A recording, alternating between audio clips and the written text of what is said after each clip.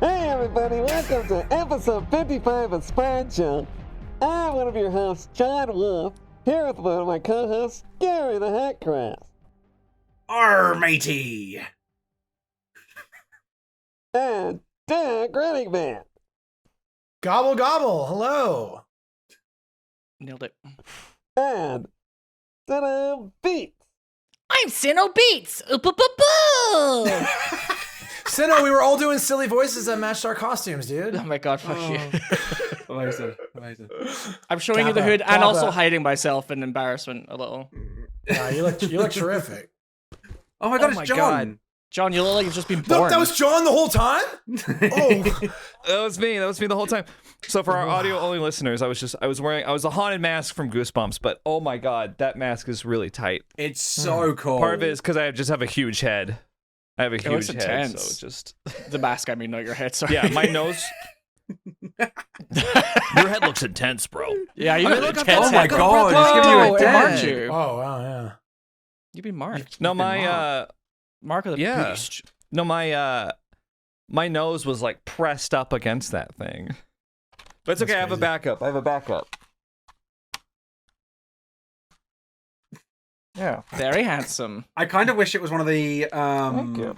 what is it, The Purge, where they've got like all Thank the you. neon lights all over it. Oh yeah. Oh, yeah. Yeah, that'd be sick. May I make a Just like some- suggestion? I I know, made some glow mask sticks. under the headset because I put mine on over mine.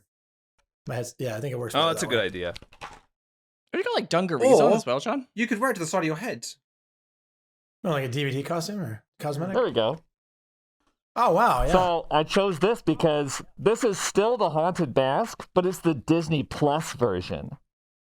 Gross. Or is that good? I don't know. Yeah. No, it's bad.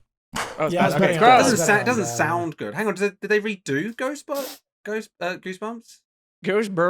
Ghost They bumps? did. Ghostbusters? Ghost They- bumps. Ghostbusters? They did last year. Last year they redid Oh, the it. film with Jack Black. No, that was 2015. No, they redid Oh, God. they did a series like anthology on Disney Plus and Hulu last year. And there's a Okay, you know what? Fuck this. There's a season 2 that's coming out starring David Schwimmer. No. What the- What? Ross? Yeah, it's coming. I think it's coming out like next week. Yeah, season 2 of Goosebumps. David Schwimmer stars in it. Welcome back to the limelight, David Schwimmer. I haven't Oh. thought about him in a long time. Yeah, Guys, I have to be David Schwimmer. annoying for a minute. I know. Is anybody else seeing a delay between John's audio and his videos, or just me? No, I'm Yes, saying but it. I assume it's only for us that's an issue, though. Oh, it is definitely only for you guys. Yeah. Yeah. Okay, that's fine. That's fine. I don't mind that. But I just wanted to make sure you didn't get to the end of the podcast and you're like, it's fucking ruined, the whole thing. It's fucking Just- raw! Yeah, It's just- ruined. It's Just- fucking raw. Just do what I do in full screen, Gary. I think it's Stop it. fine. Gara. All right. Anyway, we've got a heck of a show for everybody tonight on season 55. No tier list today for the first time in months. Happy Halloween. So instead, we're just going to talk about horror games. A lot of We're going to them. talk about horror games. Yeah. A lot Been of a busy horror. month. It's been a busy month. It really has. Holy crap. And I'm Yeah, still we've behind. got our book club game Mirror Layers that we're going to talk about, as well as Silent Hill 2 Remake, Mouthwashing, Until Dawn, Zoochosis, a lot of the horror games that came out this month. So we got a jam-packed show for everybody. But before we do that, how was y'all's week? My week's been pretty good. Pretty chill. I took a week off, which was nice. And I started teaching again. Like, only doing, like, guest lectures. But that was pretty good. Yeah, and then me and Sinow hung out a little bit in London. That was nice. Got very drunk. We drank out of Oh, like a glass skull thing. Yeah, we ordered like a skull nice. drink that apparently Oh, yeah. served for excuse me. And I was like, oh, there's no way. This is gonna be some like stupid gimmicky London bullshit, like 40 quid skull or whatever. It's not gonna serve for it. It did. It served for it. Right. There was a lot of alcohol in it. Yeah, it hit quite hard. There was these two girls beside wow. me when I ordered it at the bar, and they were kind of like, yeah, they're really feeling themselves. And then when I ordered the skull, they were like just kind of dancing away. And then as they saw like the skull get taken out and more alcohol get poured in it, they were kind of like, what the fuck? Like, I could see the wonder in their eyes of like, I want that. What is that? And I was like, yeah, I'm getting the skull. That's for me. That's me. That was like, it would get me drunk. And then He we did went the on, thing. He put like 3 kind of like candle type cup things and like lit them up on the top of it with like some fire and I stuff. wish I'd seen that. It was pretty wild. Yeah, it was a good time. London treated us quite well. Although, yeah, so I've had Kyle staying with me for the last 2 weeks, so I've been playing host, and I took him to London because I wanted him to have, you know, as much of the UK as possible. But on the second day, I was like, "Do you want to go see Big Ben?" And we were in like the subway station and stuff. It's like, "Yeah, I just need to work out where we need to go, what line to get on for Big Ben." Yeah, Big Ben, Big Ben. And then right before I was about to like scan the thing to go on the subway, he was like, "I'm kind of over London. Can we just like hang out?" It's like, after the last 2 weeks of like traveling everywhere, I was like, yes, we can just hang out. I am totally fine with not playing any more like tour guide stuff here. He was very like, I was surprised at how done with London he was. But as Gary has said to him and myself, Big Ben is just a clock. It's just a really big It's clock. just a really big clock. You see it and you're like, that's cool. And then that's it. He kind of was thing. he was London. Da-da-da-da-da-da-da-da-da-da-da. So then, after we'd got completely piss-faced, we went on this epic adventure for McDonald's. And it was the highlight of everything. Sinow was like the leader. He was a pioneer trying to hunt us down McDonald's. It was great. I had like the 4 nearest ones on my phone. I was like, we're going this way for this length of time. They're open until they say that they're 24 hours, but they kept lying. We kept getting to them and they were like not open. There was one Really? that we could see the employees were in there and the lights were on, but like the doors wouldn't open. And I then hate I started calling them up. Not when I was like looking at them because that would be a bit much. Yeah. But I started I like, can calling up see you! places. Yeah. Let me have fries. I could see you right there. But none of them would pick up. And then eventually we got back to the hotel after Gary had. So when we were leaving the bar, I told Gary, I was like, you should go to the toilet before you leave. And he's like, no. I don't want Didn't to. need to go. Didn't need to go. I don't need to go. And then on the way home, guess what happened? Oh, John's here. That's No, awesome. sorry, keep going. It was very beautiful for that moment there.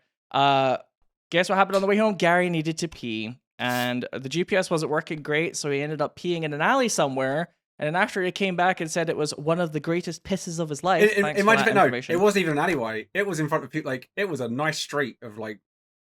There was like a little bit of construction going. That's where I went, but like it was nice houses, like London houses. Public pissing is very fun. You're welcome, London. And it was a great piss. Yeah. After Gary got back, we turned around and the hotel is actually right in front of us the whole time that he ran away. Oh So my that gosh. was a fun experience. And then when we got back to the hotel, we ordered on the McDelivery app and we got the McDonald's. So it's just somewhere McDelivery. nearby. So you It was got it. open. But they wouldn't pick up the fucking phone. Wow. I know we're in there. Our fries were cold and shit. but it Oh, was that's worth the it. worst. It was worth it still. That's the Yeah. worst. We were drunk. It didn't matter.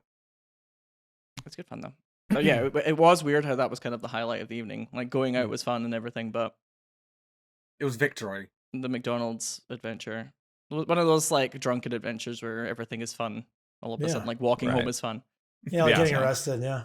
And I feel like that was a very authentic part of the British experience for Kyle to experience. Very much Walking so. home drunk. And I mean, if the only thing that could be more British, I guess, is we'd be getting like a kebab somewhere. Oh, we should have got a kebab. We should have. But McDonald's did And a well. McDonald's. Oh my God, Gary. Are you just hungry? Always. Yeah, that's true. Why am I asking? Oh. Forever and always. But Do yeah. you need to get McDonald's right now? Yeah. I wish I could. Do you have any around you? No. I was going to say, you live in like a weird area. I'm in the middle of nowhere. It's shocking I've got running water and internet, so. But it's like, it's full of like rich people who would like, they wouldn't be caught dead in a McDonald's, surely. That's why they don't have No, it. it's like, it's lots of farmers. It's lots of people that. Oh, they're vote- making the McDonald's the yeah, first step. Like they weirdly all vote for the Tories, but they're not rich. Or I suppose farmers are quite rich. I don't know. I lose track. Anyway. So yeah, week was good. It's farmers and Gary. Farmers One and part Gary. Cambridge. Yeah, that's it. Great. But yes, so I've been playing. It's like you're in Pelican Post. Town. Time to date all of them. Yeah. Oh, the dream. Yeah. Well, cool. That sounds fun. Yeah, and Kyle liked Glasgow the most. He said it was like his kind of city because it's got like a kind of music scene and it's got lots of cool little bars and stuff. I was like, an indie music kid like Kyle, Glasgow's going to be his favorite. Mm-hmm. Tried Edinburgh, London. He was done with London after one day. I was like, yeah, I had a feeling. Yeah, I'm sure he's not biased at all. yeah. Kimmy No, and I of course stayed in not. London for a few days, and we saw all the major tourist stuff like Tower of Mm. London, Big Ben, all that stuff. And after a while, I was like, okay, I think we've seen all we need to see for first visit. Second visit, we'll go to all like the local stuff. But I was like, I gotta see all the tourist traps first. And I was not impressed with most of them. Big Something Ben is a impressed clock. you? Which bit impressed you? So I'm more shocked. I something like the impressed Tower you. of London. That was cool. Oh, okay. Fair. There's like torture rooms and stuff. Come on. Yeah. Inside the Tower of London's cool. Yeah, there's like a little prison room where there was like, yeah, and here's where they like scratched the walls and their fingernails came off, and I was like, ew, and now we're standing here. That was cool. Yeah, like my favorite part of taking Kyle to Edinburgh Castle was the prison as well, actually. Yeah. It's like, yeah, they all had to sleep like 4 people like a sandwich over here, and they would like make elaborate models and try and sell them to have like prison money to afford bread and stuff. And I was like, It's yeah, weird. that's It's weird shitty being. life. It's weird being somewhere where people suffered. Yeah. Like Yes. yeah. Yeah, and you're like playing your Their whole Nintendo existence. Switch there. You're looking at the GPS on your phone and stuff occasionally, and you're like, oh, we So- have a reservation at 5. I want Somebody died McDonald's. here? Oh, that Yeah. sucks. Anyway, did you see this funny tweet? Look at this dog. What's his deal? This dog. Yeah. Cool. Lots of traveling and fun. It was, yes. And it was also an interesting time to do it, because my god, have there been a lot of games coming out. Yeah. Holy crap. Yeah. Horror is like just very back, I feel, in general. Oh yeah, I was thinking about that the other day because like I feel like it's been back for a few years since since Resident Evil 7. Resident Evil 7 is what kicked it all back in the AAA sense, and they started doing the remakes, and then but now that Silent Hill 2 has joined the fold, it's like official. It's like we got all the greats back. We just need a new Clock Tower game, and we'll be That'd be set. wild. Yeah. Yeah, And like it's- horror movies are starting to get like critical Yeah. acclaim and like Shudder and TV shows. Yeah. Horror's back. Yeah, it was. I thought back to like the early 2010s when it was like basically dead. It was like the dying scream of horror with Resident Evil 6 and Silent Hill Downpour, and it boy. was like this AAA horror was completely gone, and now we got like Alan Wake 2, which I never thought would exist. Yeah, it's pretty crazy. The DLC just came out for that. Yeah, didn't it? I was just gonna ask latest if one. if I any of haven't you played it I- yet. No, I heard great Oh, yeah. stuff about it. I heard it was really, I really guess it's good. been no I'm time. sure it's good. Yeah. Yeah. I haven't played the Night Springs DLC that came out like a couple months ago, I think. And then Yeah, the I one that was just waiting came for them out, I both to played. come out so I could do New Game Plus. Yeah. Yeah. Well, I was told that the I new wonder if DLC gives more questions than answers again, so it looks like more DLC's planned for after that. So Really? yeah, Wow. they didn't wrap anything up. Apparently. No, that could be preparing for Alan Wake 3. True. I thought they were It's doing possible. the 2 DLCs and then I did No, hear earlier this year though they said it like hadn't really made a profit yet. yeah, it hasn't made money. That doesn't They, make I any think, sense. I think the Epic Games exclusive was a huge fumble on their part. Like, I don't know how much they got paid for that, but it's only going to be on Epic Games, so that really, I think have limits your player base a lot. I have noticed that when people take that Epic Games deal, they usually come back and report that their sales are low. Yeah, It's happened a few times. I can't list specific other examples, but it's just something I've heard a couple more than once. It's because they're trading exclusivity onto one platform to miss out on the biggest platform of Steam. Yeah. So I do think it's a mistake to do that. Yeah, I mean, personally, I think there's a lot of like Steam only people that are big whiners about it. I mean, I have an Epic Games account. I have no problem Yeah, me doing too. it. But there's lots of people out there that act like it's literally spyware, which I'm sure Yeah. they'll be in the comments. I'm sure they'll be here. It actually is literally spyware. You've been tricked. they'll Yeah. teach us. Yeah, whatever. It's just a platform. That's all it is. And it's a good one. Even for people who aren't like super ardent about that stuff though, I feel like there's so much coming out at the moment that if something is like slightly out of the way, it's a bit easier to be like, oh, I'll get around to it, and then maybe you don't. You know, Yeah. so it's like with Final Fantasy Yeah. 16 for me, I was just like, maybe I'll get around to it, kind of thing. And it's out now, and I still haven't bothered because I'm like, the No. hype kind of died off for me. Right. So I I'm not think paying full price for it, Square. I'm not paying full price for it. a lot of companies are now being like, releasing it on everything is actually much better than taking an exclusivity deal for some Imagine that. cash. Yeah. Who'd have thought? Yeah. It's like if you have a YouTube short that you also publish on TikTok and Instagram Reels, you're going to have more people watching it. Yeah. Did Alan Wake 2 come out this year? Are you saying that at someone, John? Yeah. No, I'm just saying like it's a no-brainer. Oh, okay. I thought it was like, is this an example? No, of I don't do someone? any of that. I don't do YouTube Shorts or Instagram Reels or TikTok. So Oh. You're so free. it would be very rich. Unburdened. It would be very rich of me to make a pointed statement like that when I don't do any of them. Was Alan Wake 2, was that late last year or was it early Yeah, this it's year? October 27th last year. So we're coming up Okay, on the okay, 1-year okay. anniversary of Alan Wake 2. Oh, wow, yeah. Yeah. Happy Yeah. birthday, Alan. Happy I was just birthday, checking that I had to Alan. worry about putting it into my game of the year this year. Yeah, it was nominated for Game of the Year last year. Yeah.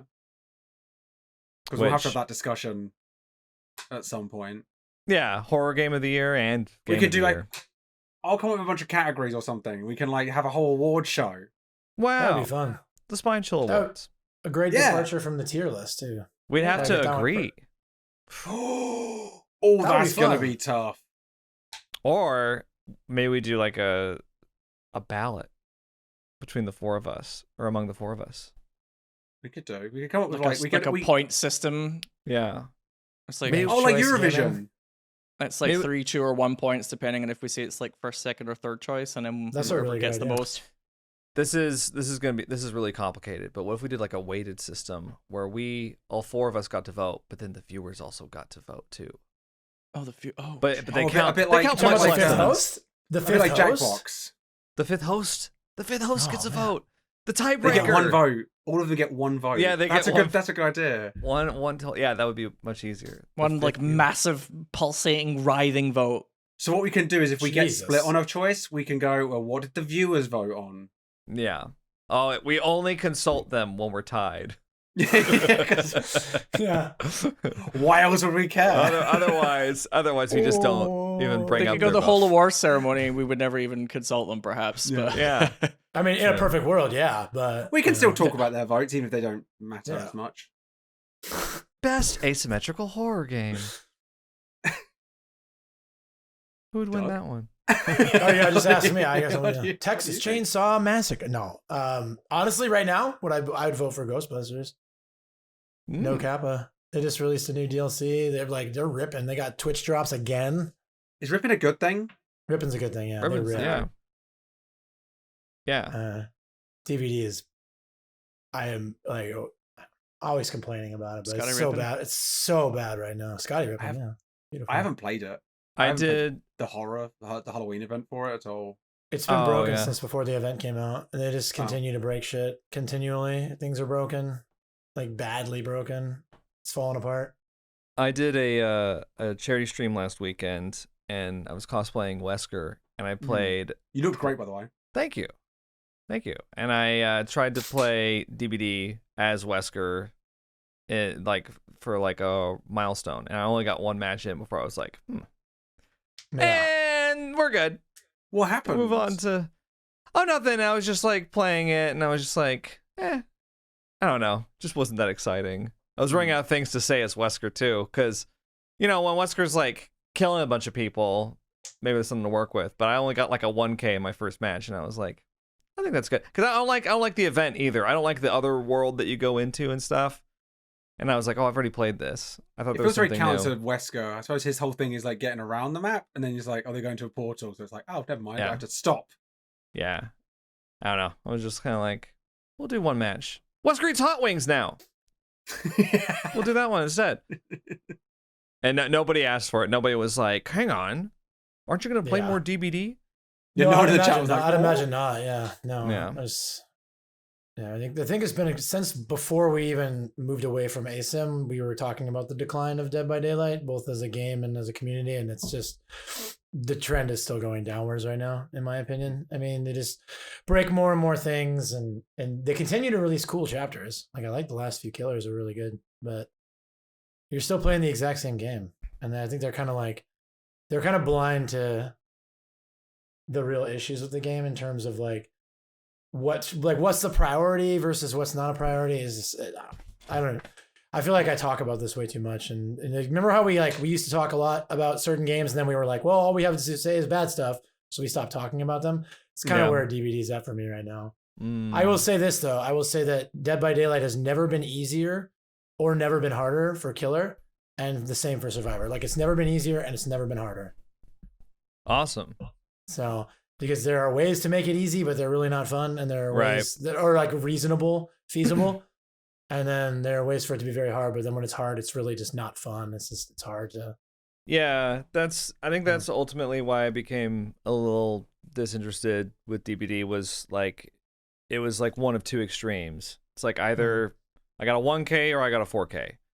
I either escaped with no problem, or I got tunneled at 5 gens. It was like very difficult to find a balance. The back and forth in between, the bit that you enjoy, was not.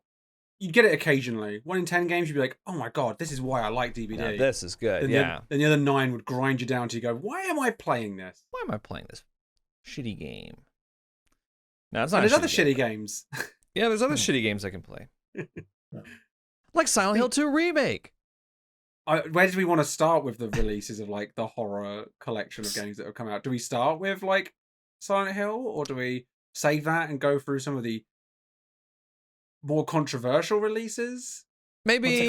What's a controversial release? Well, Zoochosis was quite controversial, and thought it was a lovely game. We should start with Zoochosis, I guess. Let's start in chronological order. Zoochosis came out first of the ones that we want to talk about. Let's talk about Zoochosis. Zoochosis, yeah. Which I found very interesting because I didn't see any of the marketing for it initially. I played it without knowing what Zoochosis was. It came out, and then I played it for a stream, and then I watched all the trailers and stuff afterwards, and then played it a second as well because I didn't mind it. I played it because morbid curiosity. I found it to be a very interesting game in terms of I could not figure out why it was made the way it was.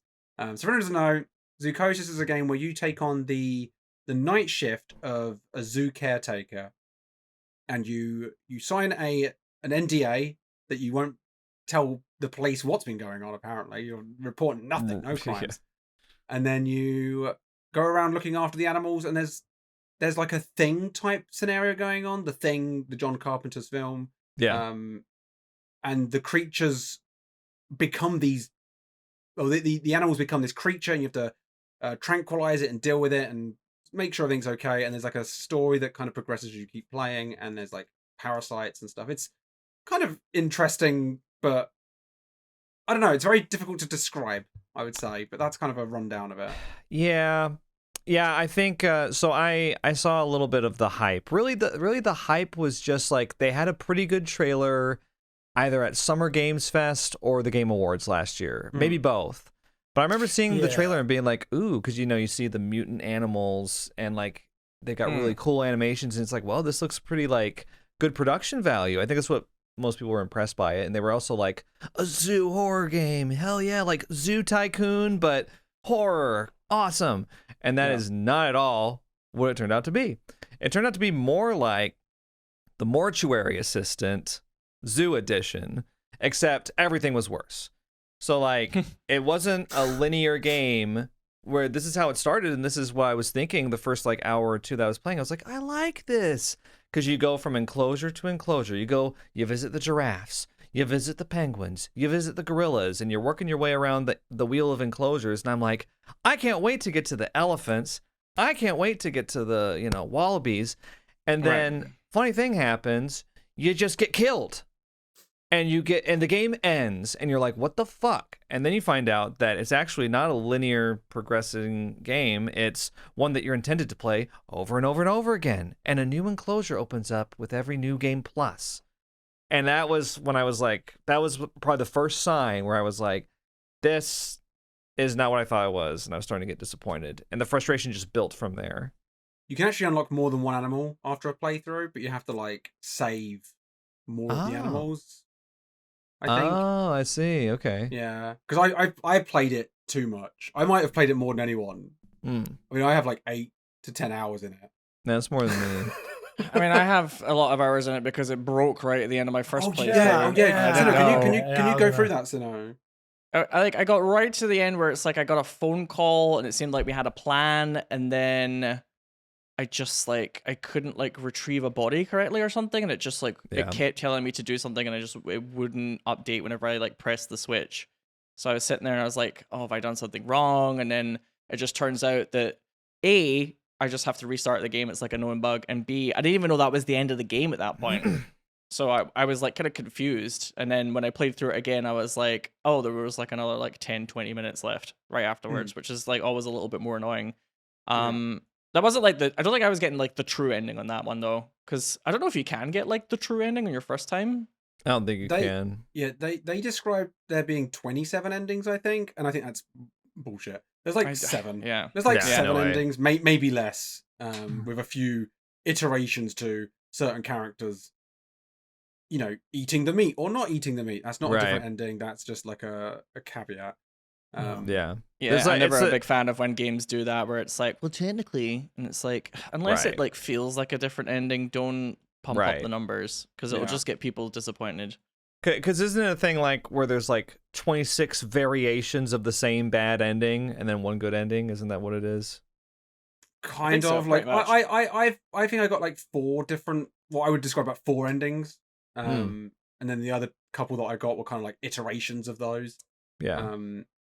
So I played it a lot and kind of figured out the pattern to it. This is the problem with the game, is that there's a giant pattern to it. So you figure out which animal is kind of like pretending to be ill, and then you cure that one of whatever disease you think it's got, and then it coughs up the parasite, and that's how you unlock an extra animal, I think, after the playthrough. Okay, yeah. Because there's always 2, right? And one of them is actually the sickness, and the other one is like the pretend sickness, which is actually like a demon, and then you have to make like a special cure to. You can kill it or you can like cure it, and the problem with curing it is that it takes longer, and if you let the parasite animal rampage, it will kill all the other ones. So it will kill them extremely slowly, and there's no real problem with it killing the other animals as far as I can tell. It doesn't seem to affect anything.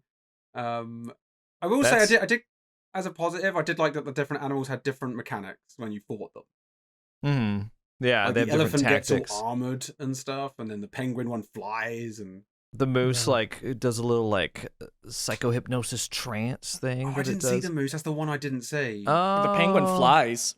Yeah, flies around. Oh, I haven't seen the penguin one. Yeah. Yeah, I had a similar experience to Sinow. Like I got about 2 hours in and had a game-breaking bug and had to start over, and then I got about 3 hours in and had another game-breaking bug and was supposed to start over and chose not to. But I do think it was like a lot of wasted potential and like missed opportunity, because I think that like some of the mutations were really cool, and like I think that like it could have been really cool. Like I feel like the trailer could have been more like the trailer we saw, which you talked about, like, right? We saw the trailer back in January or whatever, and I had like Mandela effect. I thought that it had been like years that this game had been being teased, and then it turns out it was like one trailer in January. But taking my costume off, sorry. Yeah. But yeah, it's got that like internet hype thing where like people see like one good thing from it, and then all of a sudden the hype train is off, and I don't get it, but that's just how people are. In the game's defense a little bit, I know the writer passed away during its development, and I think in a weird act of respect, they opted not to touch the script afterwards, which is why it kind of feels unfinished from a script perspective. Yeah, the writing is weird. And the voice acting is too. I had a lot of people in my comments theorize that it's AI voice, which I looked into it and it appears to not be. It's like I looked up the voice actor behind Doc, for example, which is where a lot of the lines feel weird. And like he's a real voice actor. He has a YouTube channel, actually, I looked at. I saw him speak. He's a real person. But they cut his takes together really poorly, and it sounds like it's AI. It's like it stops. It doesn't have the breaths in between words sometimes. Yeah. So he's just talking back to back to back, and it sounds very unnatural. Yeah, there's a lot of problems like that with the game. Weird. And also, the game's full of like I was trying to figure out what the game's vision initially was. Yeah. Because there's so many weird little mechanics that make no sense, like the resource management. I don't really know why it's in there. Yeah. Same. I don't really understand the process of discovering the creatures really in the context of the game. There's a bit, I think I figured it out. So when you get the parasite, you can spin them round in the train to pick one that you want to put into your virus thing, antigen or whatever. And I think you're meant to try and find the female version. And the male version's claw at the female one, because I think I got the good ending, because I think I'd killed the one that they didn't. None of them. That little puzzle. Yes. Right. And I think that's how that worked, which I thought that was kind of cool. But it was just a shame to not see like more of that fleshed out. I wish it was a. Yeah, there's a lot of like little mechanics that really go nowhere. Cause like, so the way that I played the game initially was I was just lethal injecting the mutants. That's how I played it first. Yeah, and so many people were like pissed about that and trying to backseat it and like, he's just killing. But really, it doesn't really affect anything. The only thing it affects is, whether or not the animal lives or dies, which doesn't seem to. I mean, feel free to correct me, Gary, but does it really affect anything? The only thing it affects is if you kill the parasite, you get a dead version of it, so you won't be able to see if it's a male or a female by it clawing at the other ones. That's it. Because that's the thing too, is like a lot of them that I killed early on, I saw the parasite and I looked at it and I was just like, oh, that's weird. I didn't take it with me or anything. It wasn't until like my third run, I think, that I got the shit sucker and I sucked up the parasite and I was like, oh. And then I put it in the train and then I was like, well, great. Now what? What was the point of that? And I didn't realize, you don't know until you play the game long enough or until someone spoils it for you that's how you get you brew the antigen or whatever for the good ending, right? So I was, but like from my perspective, playing it blind, I was like, well, what'd I do that for? There were so many things in the game that I was like, what'd I do that for? Like what, having to cut the food. I was like, what I have to do that for? There were so many little things like that it doesn't make any sense. I'm fairly certain its mass was wrong. Every time I'd cut it slightly wrong, and then I was like, okay, so I started cutting it and going, right, this is what I think is the right answer. Let me make it slightly less, and it'd be right. It'd be on the money, and I'd be like, okay, it feels like, because I'm a pretty good judge of that sort of thing. Yeah. So I feel like that math was wrong. I don't know. Yeah, there's lots of issues with the game. Of course, I mean, there's been 22 updates, I think, since I played it. Good lord. They've been updating the game like 2 or 3 times a day in some cases.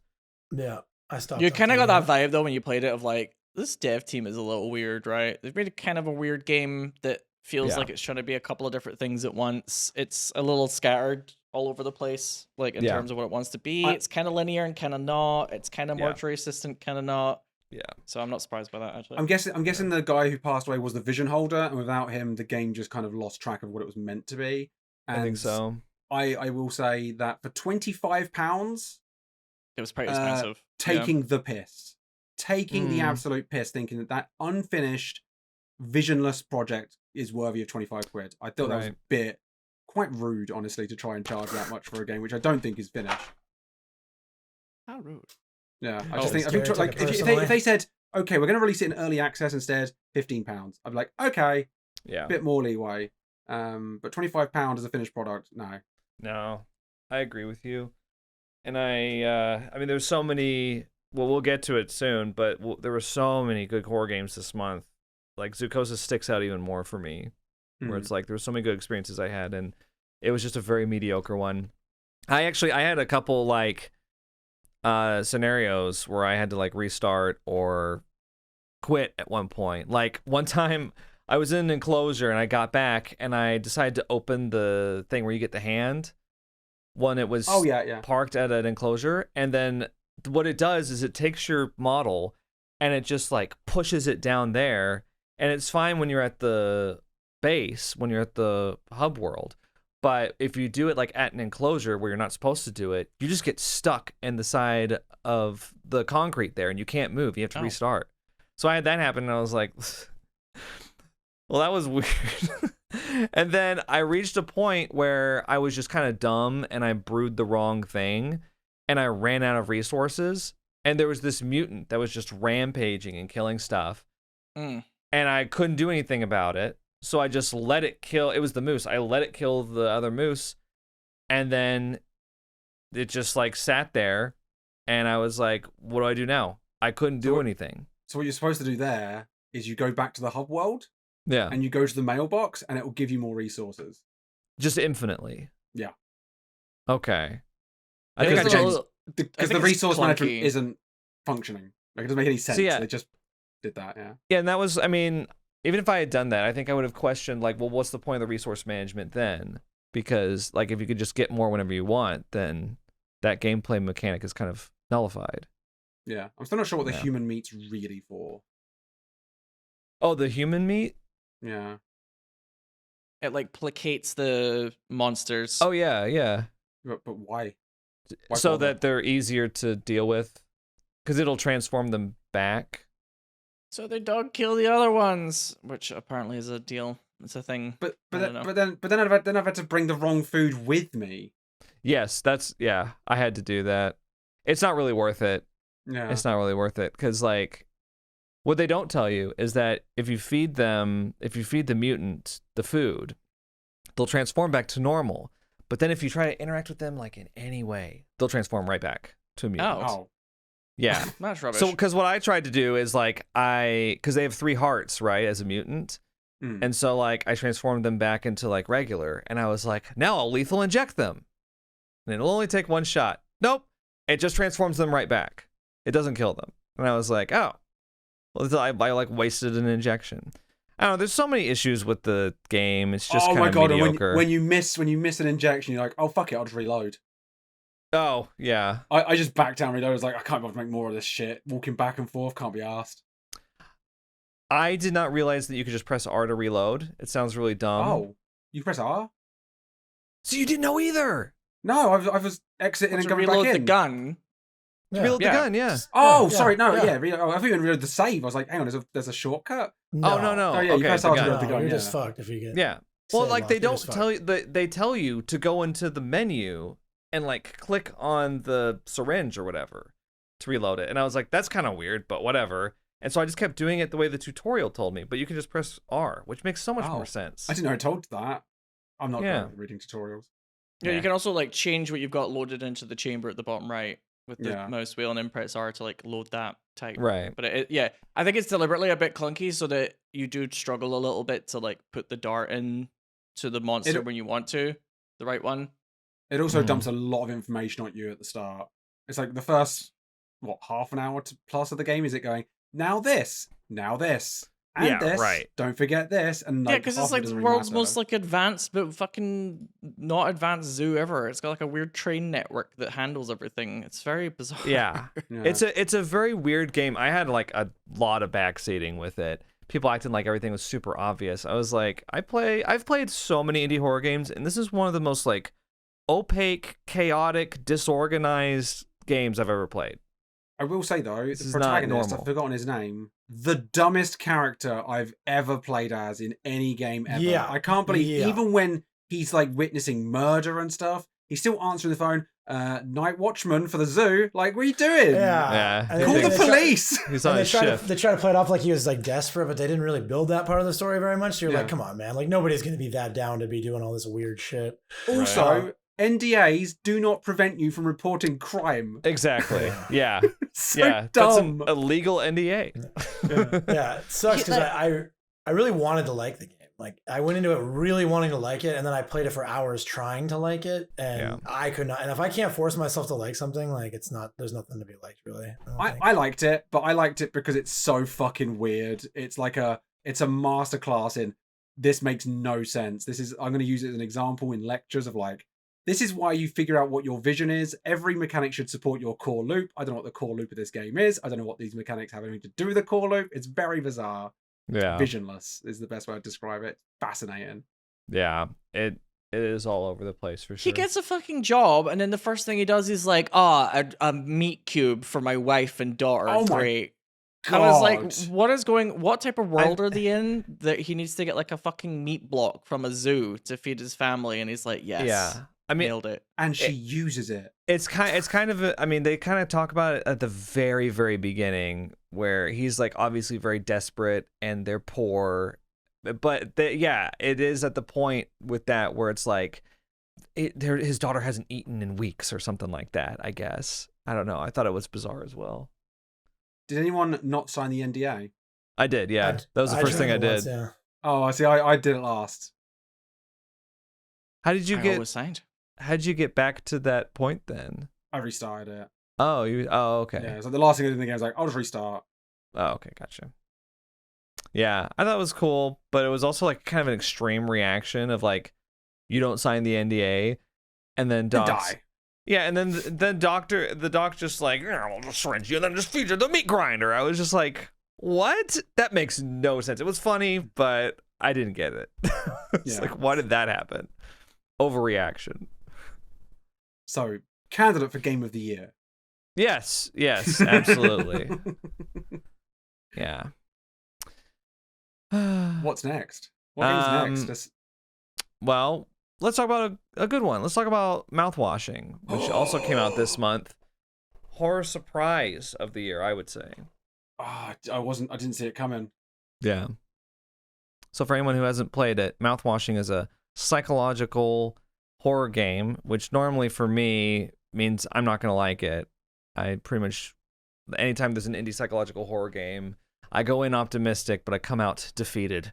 And this actually was done really, really well. It's a really well done 2-hour, very linear story experience, but it starts off very kind of quirky and almost humorous in a lot of places.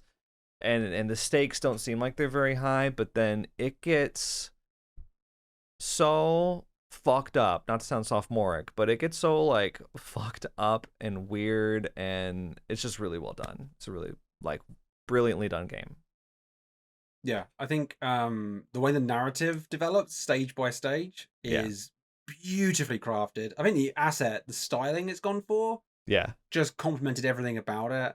I think the audio design was really solid throughout as well. I don't really have anything to complain about with the game. I just thought it was really well crafted and really well put together. Quite a rare thing for Gary. Yeah, because I love whining. But I thought all the puzzles were nice and straightforward and like enjoyable, but like they gave you things to go look for at sometimes. I loved the collectibles of finding the ID cards. I thought that was awesome, a nice little touch, and it had me guessing over and over, like trying to figure out what was going on, why certain characters were acting the way they were, and by the time you piece it all together, I just thought it was excellent. I thought it was a really well crafted game, a masterpiece.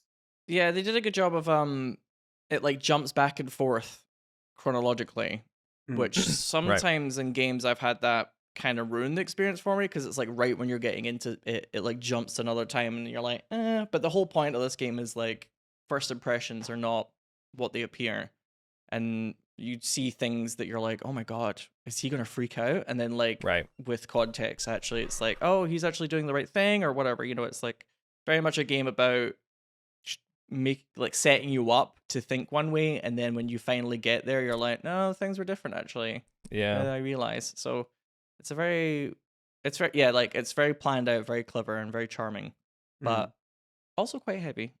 Quite heavy. It is a heavy game. Yeah, I would say if you're sensitive to any kind of psychological horror subject, it kind of hits on all of them in some capacity. So yeah. I was really impressed by it. Yeah, like that's legitimately one of my candidates for like what game of the year. It's up there. Yeah, Doug, have you played it or have you heard about it? I haven't. No, I've heard a little bit about it. There's been like obviously discussion.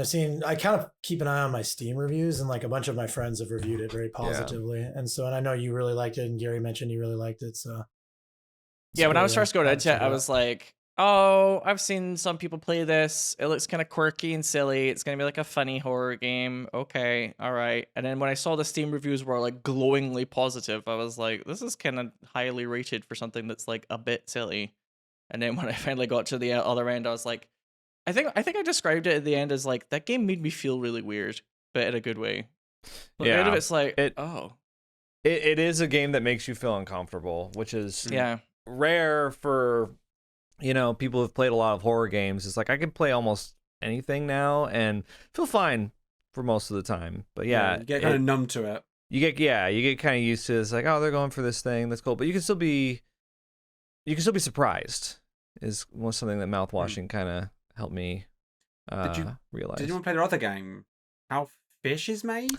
I have not played it, but now I want to. Now I want to play it. I played it right after Mouthwashing just to check it out.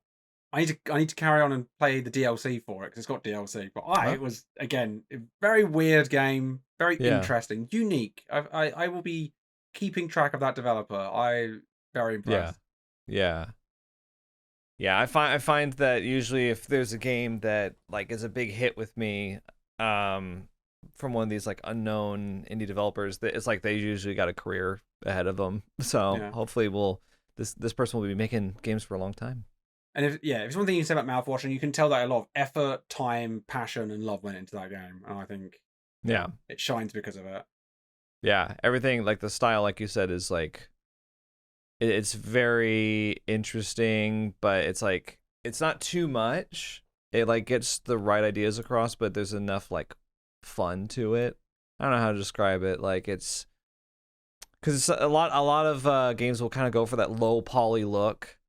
Like I like these games, but like Puppet Combo and Chilla's Art have kind of that really PS2 low detail PS2 kind of retro aesthetic. And this game has like a similar aesthetic, but it feels a lot sleeker to me. Yeah. It feels like a modern game done in a stylized fashion. They haven't tried to look old. It just looks like they've gone for a style with modern, old school kind of techniques in a modern style. Yeah. Also, the game is about half, if not slightly, I think it's slightly under half the price of Zoochosis. Yeah, that's true. Insane, isn't right? it like $10, $12, something like that? It's like £11. It's probably like $12, $13. Yeah, a bargain, honestly. Yeah, a bargain for a banger. Yeah, excellent Play game. it. Highly recommend. Everyone should Play play it. Mouthwashing. Unless it's got some strong topics in that. Yeah, it is a very heavy game. Yeah, don't want to like say too much because it spoils story elements, but yeah. If you need a game that has more levity and you're not in the mood for something that's a bit much, then you might want to wait. But it's a great we're in a pretty good period of time for like a lot of horror games at the moment, and I think it's nice to see like a psychological horror game. I was watching Gary play Layers of Fear 2 earlier on stream. I was like, God, it's like when I think of psychological horror games, I think of like just making like imagery pop up at you that doesn't even like mean very much, just to be like, oh yeah, remember this?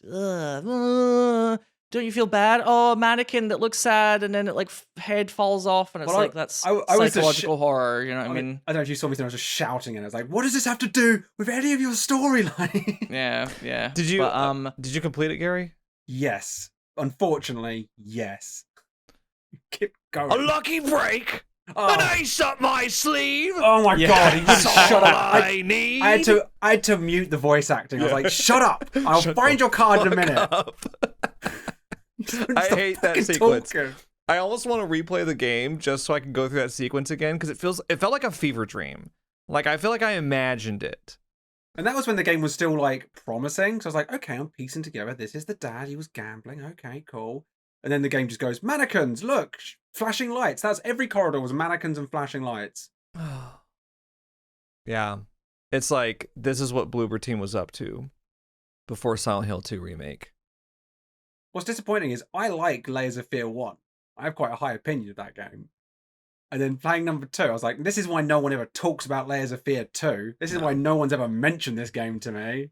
No. It started off and I was like, this is awesome. And then like an hour and I was like, Layers of Fear 2, like, it's not offensively bad, but it's just one that you play afterwards and you're just like, let's just forget that even happened. That never happened. Well, Layers of Fear 2? Yeah. Oh no, Layers of Fear 2 is shit. I mean, yeah, it's bad, but like, it's not like, there wasn't like a big narrative around people being like, I was so much looking forward to it, and then it was so disappointing. That's what I mean. Like, it's not like people were really banging on about it. It's like, afterwards, it was just sort of like, you know what? Let's just move on. Yeah, I will just remember the free drinks at the announcement party. That's how I will remember Layers of Fear 2. That's right. Sino, Gary, and I all went to the PAX party for Layers of Oh, Fear 2. I was showing because I still have the coaster. Yeah, that. I still have that too. Yeah. Yeah, I got to meet developers from Bloober team there, and they were very nice to me. Yeah, one of them thought they'd met me. Yeah. That's how I got in. Thought they'd met you. Yeah, and then sweet. Yeah. But yeah, speaking of Bloober team, so I don't think anybody who has watched us for a while should be unawares that we aren't great fans of Bloober team. Yeah. I think I've described them before as like kind of making horror games for like that would impress normies a little bit. People who are just like, whoa, it's like it really messes with your mind, man. And it's just like it's mannequins, you know. But yeah, the mannequin horror thing. Silent Hill 2 remake came out. And then the last one, I think we were going to say that some game was going to be horror game of the year, and then I think one of us jokes that like, well, we have to wait for Silent Hill 2 remake. We're like, yeah, it could be, but unironically, Silent Hill 2 remake is fucking brilliant. It's amazing. Bloober team has nailed it. It's like Bloober team has learned from quite a lot of their like overdoing it and being really ham-fisted with like their themes from before. Maybe having to like do somebody else's story rather than making their own story up has like tempered them a bit. They're like playing within the confines of somebody else's playground a little. I don't know, but yeah, Silent Hill 2 remake. Actually, they pulled it off. I think they did a really good job. Yeah, I think the verdict is mostly in. There's some Silent Hill purists out there that are never going to be happy, and there's some people that like legitimately just didn't care for the game, and that's fine too. But I think it's overwhelmingly, resoundingly a success. And I was saying this the other week, like horror game of the year was a really interesting topic for me. At first, I was like, is it Still Wakes the Deep? Is it Mouthwashing? Is it Crow Country? And then I feel like Silent Hill 2 remake came out, and I was like, well, I just don't see any world where it's not this, you know? I mean, I think there's room for personal preference and favorites, but far and away, Silent Hill 2 remake is horror game of the year for me, and it's just like, it's everything I've always wanted a Silent Hill game to be. Like, pretty much. Yeah. I kept expecting them to like fuck something up, you know? Yeah. Like get a character wrong or get like the tone of something wrong, and they just didn't the whole time. Yeah, that was one of the biggest questions I had going in, because like I was optimistic about the game, but I was worried that maybe Bloober team, just based on their track record with the games that they've made, I was worried that they wouldn't have like the sense of subtlety and a deft hand to like handle all the delicate subject matter in Silent Hill 2. Because it's not just like, you're playing like the last hour of Blair Witch and there's like a voice screaming at you in your ears like, you did it! You killed them! Yeah. Like, you can't do that in Silent Hill. It has to be more subtle than that. So I was worried that they wouldn't be able to handle it. But they not only handled it, they like perfected it, I think. They did an amazing job. So I haven't played Silent Hill yet. It's on my list to do. What would you say like was the biggest change from the original to now? Like, what's like the biggest thing that you think like that's way better? Oh, well, I would say the biggest change is that it's longer. Which they added content to it then?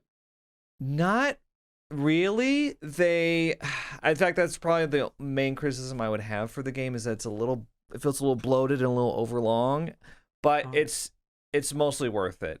I don't think it's so much a question of like, it's not an issue of like added content. It's more like the content that was there, they like kind of expanded the spaces between them and they made it more action focused, which makes it take longer to get through each area than it did in the original. Oh, like the combat from getting from A to B? Yeah. Okay. You spend more time in combat with monsters, but which is actually, I think, a good thing. I think the combat in the game is pretty good. I was about to ask, is the combat satisfying? Because I don't mind lots of combat if it's fun to do, but I think it's fun.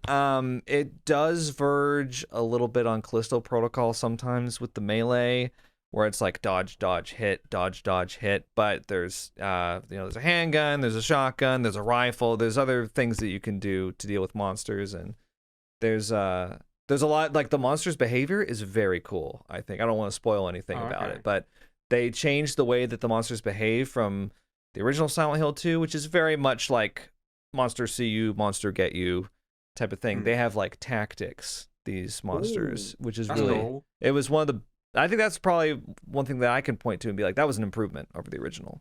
Is it like is it a survival where do you have to avoid some or do you just fight them?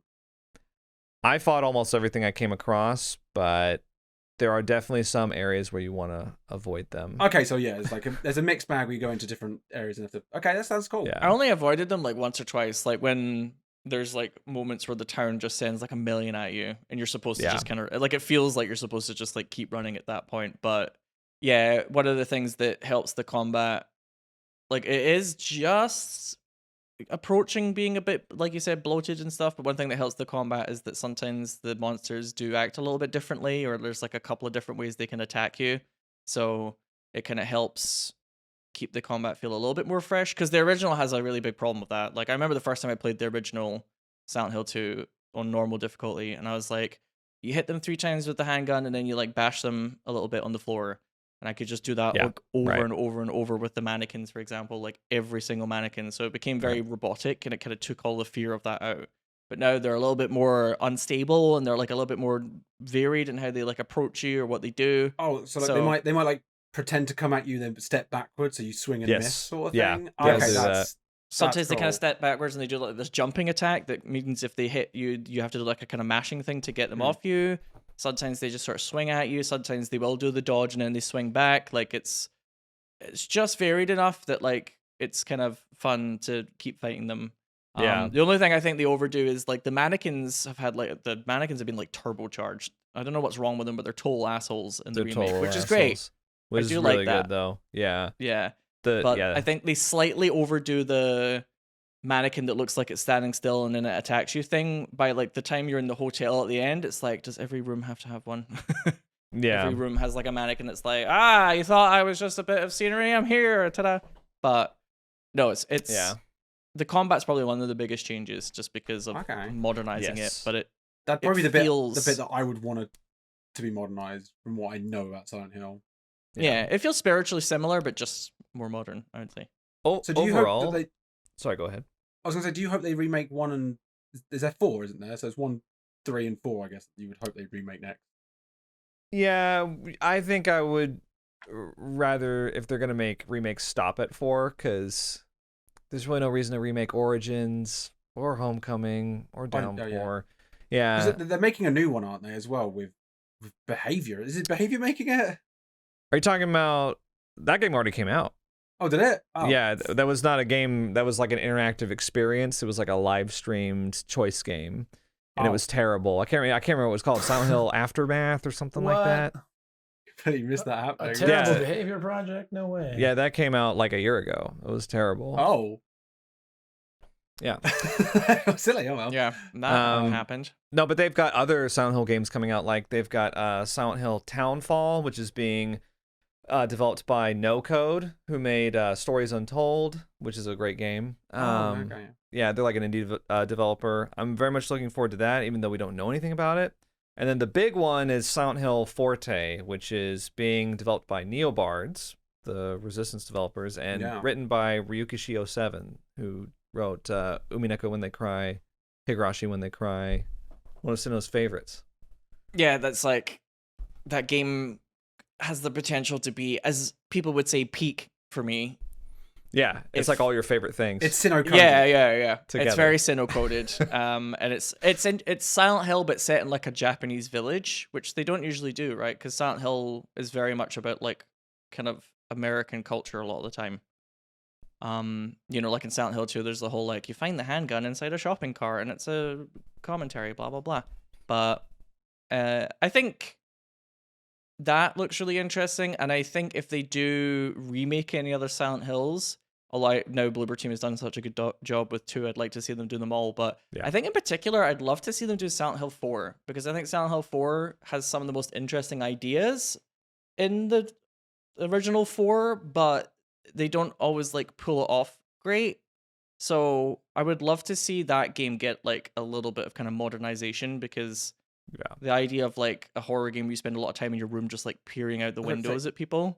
it's for the one where there's a hole in your apartment. I think I've Yes. watched your Yes. playthrough of this, John. Yeah. I don't remember much of the game, but I know there was a hole you climb through, and like the apartment gets a bit wonky from time to time. And I remember you looking out the window at people. Yeah, it was very strange for the time because it's in first person when you're in you're in your apartment and Well, it you're is, stuck yeah, in this one room and you gotta use like clues to progress through the game. So like you look outside, there's a phone number on the billboard. You call the phone number on your phone in your room, stuff like that. And then you have to like prevent hauntings that occur in your apartment in between trips through the hole. So there's lots of really cool aspects to it that I think would be great in a modern game. Maybe they'll do 1, 2, and then 4, or 1, 3, and then 4. Yeah. Would you rather they just did 4? Does it matter? Do they connect together? I don't know how much. I know 3 So yeah, is sort of connected to 2, right? Because I think is it you play More as to 1. 1-1. Oh, is it Really, Oh. 3 is like really the only sequel I would say in any of the Silent Hill games. It's 3 is like a sequel to 1 for the So most they should probably do part. 1, 3, and then 4. Yeah, Would probably be the most sense. 2 and 4 are kind of interlinked a little bit, but not really. More Not in a way just that an I think atmosphere. 1 and 3 would probably be bigger deals for them to make. Yes, and then 4 is like a absolutely. month. Yeah. Okay. 4 is the one that a lot of Silent Hill purists like to cut off from like the good ones. They like to It's say Terminator 1 through 3. 3. Sure, yeah. Yeah, it's the redheaded stepchild of like, this is when it started going downhill.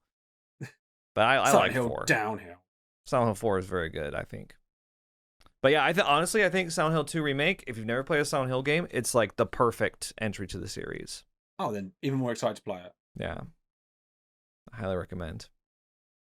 Yeah, I tried to get Sonic to consider playing Silent Hill 2 Remake because he's a horror creator that's never played Resident Evil or Silent Hill. But he was like, I like shooting my gun. I was like, you can do that. Wait, Sonic has never played Silent Hill or Resident Evil? No. I think maybe some Resident Evil because he said he doesn't like taking items back and forth. And I was like, you don't really do that in Silent Hill 2. No. There's not you a lot have of, like like, infinite inventory inventory. Yeah. Yeah. Oh, that sounds even better. Yeah, no Yeah, Silent Hill game has inventory management that I can do. So I don't get maximum bullets, or I can't pick up ammo in Silent Hill.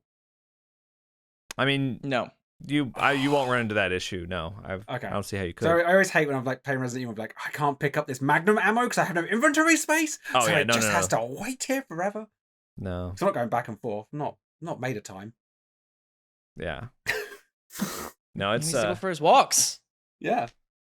I've got my steps in already. Amazing. Okay, Silent Hill 2, good then. Good. yes, very Thumbs good. up release. Yeah. Very good. I thought they might screw up Angela as a character, and I would say Angela's like maybe even one of the best things about Silent Hill 2 Remake. Agreed. She's extremely well acted. I thought they were going to fuck up Maria. Really didn't like the way that Maria looked in the previews and stuff. And then when I saw her in the game, I was like, oh wait, now it just kind of made more sense when I saw it in Yeah. the game rather than like the previews where it was just all very kind of combat oriented, and we all had that kind of fear of like, oh, are they going to make it feel very like, I don't know, kind of big budget American company does like weird Japanese horror wrong kind of thing. But I will say, I didn't understand like the naysayers for him because I like Layers of Fear, but after playing Layers of Fear 2, I like get it. I get why everyone was like, Yeah. oh, I don't know if this is the right tune to make. this Psychological game." horror. So- Have you played any of their other games, Gary? Have you played Blair Witch? No, I haven't played Blair Witch. It's I on my played Blair list. I need to Witch. play that. Oh, do not. Oh, I would- know. that game I liked it though. I No, thought that it was game fun. I liked sucks. it that game so so bad. sucks. I That don't game, mind playing a shit game though if I can that complain game, like- about it. I just played Layers of Fear 2. Layers of Fear 2 is probably their worst, but Then it's- I would say the last hour of Blair Witch is like insufferable. I loved it, man. I guess not. An ace up my sleeve. I think It just- I think no, it towards just the makes middle sense. of Blair Witch, I was like, this game's actually not bad. It's kind of cool. It's got some nice atmosphere and stuff. But then they lost me. I know Doug, what did you mean. finish? Did you finish it? What, Blair Witch? Yeah, yeah. Yeah. I was What? intrigued about what you thought about the ending. Like if it was like insufferable for the last hour. No, I was just gonna say I know what you're talking about when you say the last hour, like because like the tone shift and stuff, and like it's very like it's like. Are we spoiling, or are we talking about? Are you talking? Is your complaints about the end of Blair Witch like just like the ridiculous flashback stuff? Yes, the Like, constant yeah, flashbacks. with the explosions, like you're in a war zone and stuff. Like looping. It was and, everything in the house. I just couldn't. See, I thought, like, of course, I thought it was cool. That's like caveman stuff. I was like, oh, this is so cool. There's explosions, and it's. I'm sold. I need to see this. I think it'll be interesting. I would like to watch you play, Gary. But and again, one thing I've been waiting to kind of chime in here. I mean, Silent Hill 2 must be pretty good because didn't IGN say it's the best horror game of all time? They did a top 25 list. Yeah. And then they call it. Didn't they rank it #1 in the top 25 horror games of all time? They certainly did. I haven't looked at it yet, but was it the remake or the original? This is a remake. You know what? I said at the end of my playthrough, I was like, this is probably my favorite Silent Hill game now, the remake. So I personally, I mean, like, with all respect to the influence of the original and everything, I liked the remake more.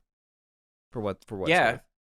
I'd be willing to say, like, the only thing is that, like, the kind of slight kind of campy weirdness that comes from, like, that kind of early period of game design where sometimes it was just a bit strange what they were trying to, like, convey to the player, and when they, like, don't quite hit the mark. It's the same thing with, like, Resident Evil 4 Remake, where it's, like, some of the original kind of game's campiness is not quite there because it's just more, like, competent overall, I guess, as a game. Yeah. But I still think Silent Hill 2 Remake. It's a little less fun because there's no pizza line, there's no like. You said there ain't pizza. Yeah, I just there ain't pizza. there's like a moment in the original where it's like kind of a meme, but yeah, they took that out of the remake, which is good because it wouldn't fit the tone. But yeah, they actually changed that completely. Like, it's not in a bowling alley; it's in a cinema now. I thought that was a bit. I don't know why they changed the place itself. Well, if you go to the bowling alley, you can find a pizza box, and it'll do the whole like thing. Oh yeah. That weird like. I was like a little reference to the. Yeah, there's quite a lot. You could tell that they played. There's like a reference to Silent Hill 3, sorry, with the detective guy. His hat is in the hotel in Silent Hill 2 Remake in one of the rooms and stuff. So it's like cute. They've played through the whole like original 4, right? And they've done their research. Right. You can just tell. I mean, Bloober team has been trying to make a modern Silent Hill 2 for the past 10 years over and over again with their own games. So they're huge fans. They're huge fans. Yeah. That's cool. Okay, I'm looking forward to playing it. Can I just shit on the IGN list a little bit? Yeah, I said that ironically. Like, IGN just called Call of Duty 6 9 out of 10. Like, it's right. It's like they release the same Call of Duty game every year, and then IGN's like 9.5. Like, it's kind of crazy. Well, I already knew that Silent Hill 2 was the highest one, but I'd rather keep it spoiler free for me just because I haven't read it yet. I was planning on reacting to it. Okay, maybe we'll shit on it next time then. Yeah, because I'll watch it by next time. Yeah, or Reddit or whatever. It might be fun to actually do that on like go through it and like discuss each one because Well, I read like a Game Rant article a few weeks ago of like the 16 scariest games of all time, and they put like Until Dawn at 3 or something like that, and I was like, what? Oh my Scariest. god. Scariest. Right? It's like funny. Yeah. Exactly. It's like it's such an unserious game. Like, oh my god. Speaking of Until Dawn, this is the perfect I would love segue. to talk about it. I set it up for you, Gary. I set it Oh, up. well done. Silent Hill. Until Dawn. Silent Dawn.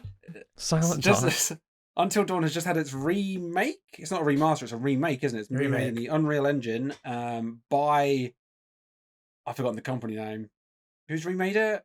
No, I don't know. I don't remember. I can look it up. Insomniac? No, it's not Insomniac. Insomniac, can you imagine? They were just like, we went from Spider-Man to this. I was like, why did that Spyro, Spider-Man, Until Dawn. Ballistic Moon. Ballistic Moon. Yeah. What else have they done? Moon.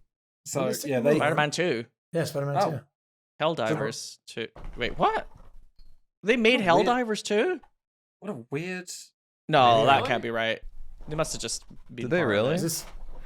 it's PlayStation Studios is what it's showing me on Steam. Sorry, I clicked the wrong okay. thing. My bad. Yeah, so Until Dawn's had a remake, and it came out for $60, £60 as well, full price.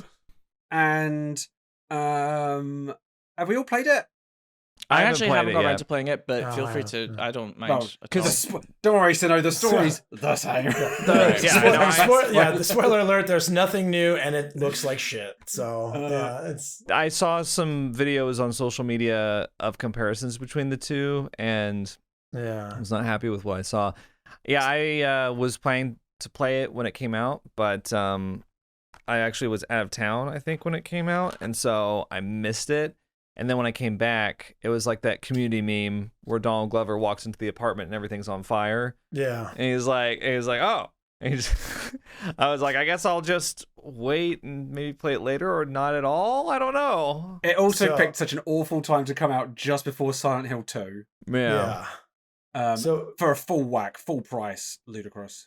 yeah, see, Gary, it's like kind of a thing where you're consistently like the guy who's like, oh, I wouldn't have paid that, I would have paid this, and I've teased you about it in the past. And the first thing I said when I finished was like, I can't believe they charged me $60, Gary. Like, that's insane. Like, literally, the game to me felt like a PlayStation 3 game that got remastered into a PlayStation 4 game and then released on PC in 2024. Like, it's that bad. Like, it looked horrible. It ran bad. They didn't add anything tangible that I noticed. And I'm not a diehard where I played through like 10 times, but I've played through it a few times on PlayStation. And I'm like, I didn't notice a single change, and everything felt worse. It just felt like I know people were whinging about things like the blue filter being gone, which I think was fine. It's the lighting's done differently in Unreal. Like, yeah, during the sunny part of the day, they look a little bit more orange. Then it gets dark and cold and turns blue. Like, that's fine. My issues with, I mean, if I can go through it, it starts off really strong. I'm just gonna pour myself a drink and then you can keep talking though, Gary. Are you gonna use your kettle? He had no time for that, John. Yeah, I didn't even want to entertain it. Nope, no time for that question. Well, so no, it's like Gary's gonna be banging on for a while. Now's the same time to take a drink. But the prologue starts off strong because you notice some differences. I'm sure you saw it as well, Doug. Like, you see Chris has got some pen drawn on his face. They're sleeping on the sofa, which makes more sense later on in the dollhouse. There's like little bits of that, and the camera was different, and like you can interact with different things and see different angles. It's like, oh, this is cool. It's going to be like experiencing the game in a new kind of feel, even though it's the same game.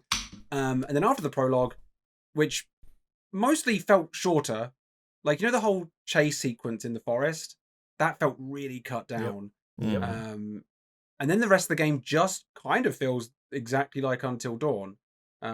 Except my few biggest peeves are the totems. They changed the way the totems work. So you know how you used to just pick them up and turn them to yourself and you'd zoom into it and see the... they changed that. They made it so you pick it up and then you have to play this weird mini game where you spin it around awkwardly trying to find a little crack. And when it finds that crack, you have to... It zooms in, does that thing again. And then it'll give you a shittier prophecy. It'll give you a less useful hint than the previous version used to give you. And if you get really lucky, the visual effect doesn't play, and so you'll be like stuck forever, being like, "How come this totem?" And then eventually, without the visual effect, it zooms in and gives you the flashback. So like you have to guess. The light up, the little crack light up, never happens. That's one of the visual bugs that happens constantly to me. So, but yeah, that's like for me, that's probably the biggest change from the original game is that totem thing. And it sucked. It was fucking awful. The other thing that they changed, which I thought was a little bit like they didn't quite understand it. My YouTube video where I prattle on about it for an hour plus about how much I love Until Dawn. One of the things I commented on is the uncanny movement of the Wendigo and how it's a little bit like a stop motion creature, right? It looks fantastic. Right. They changed it's almost like that. a different frame rate or something, right? Yeah, there is something quite unusual about it. They changed that. They made it a lot more. They lerped it, so it's like a much more smooth movement. You can understand its pattern of movement a lot more. It's a lot less insect-like. It's more. It moves like how you would expect it to, which makes it less scary to me. Yeah. That's a shame. And then the only other thing I can complain about, like aside from all the small details, is I don't know if this is. Is this a big giant spoiler about the ending? Because there is like a slight thing at the end. Does anyone care? I mean, I guess we could warn people. I don't know about you two. Yeah, I guess if you're still planning on playing it, look away. Take out your headphones. Yeah. Skip ahead. Yeah. Scream. I'll hold my hand up just until whilst I'm saying it. John Sinner, do you care? Sorry, No, audio I'm listener. No, Okay. I've already played it. So Okay, so they original. seem to be setting up for a sequel. They're gonna potentially be Ah. making Until Dawn 2. Because it looks like Sam is now seeing Dr. Hill, and she may be infected with the Wendigo thing. After you kill so many, it would make sense that the spirit might have gotten into one of her, into her. Her wound is looking a little bit horrible. So it seemed like they're making Until Dawn 2, which I think is a terrible idea. I think it's going to be dog shit. I don't trust this team that the only thing they changed was that shitty totem thing. I think this is a dog awful idea. No, I Agree with agree with everything. you. I agree with you. I think that honestly I feel like Supermassive have been trying to avoid making an Until Dawn 2 for like the past 10 years. I feel like they've been like, let's do our dark picture idea. Let's make a weird social deception board game thing with hidden agenda. Let's make some VR games. Let's make The Quarry. I mean, The Quarry was Wendigos in the forest. Yeah, I mean, pretty much, yeah. It was kind of as close as you're gonna get to Until Dawn 2. But I feel like they've been really avoiding trying to make Until Dawn 2, and now they're just finally caving in. Well, and doing I don't know if they have a say in it, because I think PlayStation own Until Dawn. Well, I mean, I don't know how much Supermassive own of it. I know they're involved, but I don't know if they own the IP. I don't know if they have control of it. Oh, well, I mean, I just don't know. I don't know. Maybe they do. Yeah. I don't know. They could like bow out of developing it, I'm sure. Well, they weren't involved with Until Dawn as Until Dawn's remake, as far as I know. They're in the credits because they're the original developers, but I don't think they're involved in the remake. Yeah. So I don't know if they necessarily have any say in Until Dawn 2 existing. Oh no, I was just saying. Oh, sorry. Okay. I was saying if they're involved in making it. Mm. Oh, I see. Okay. Yeah. But if they're not, then it's whatever. Right. Then they've successfully avoided it. Yeah. They managed to keep I well guess so. away. So yeah, Until Dawn, as far as I can tell, big flop. I don't think it's sold I don't think it's sold as well as they wanted it to, and I don't think it's going to. $60 is insane. Yeah. And it wasn't the most optimized. Like it was. So this I is was seeing one- issues on my computer, which is weird. One question Yeah. I wanted to ask, Gary, because I think I'm getting a certain vibe from you. Do you think then, if a game is a remake of an old game, but it feels different enough, they should be able to charge full price for it? And do you think, are you saying it's too much to charge for Until Dawn because they didn't change enough about it? Because graphically, they've changed a lot of the way it looks, right?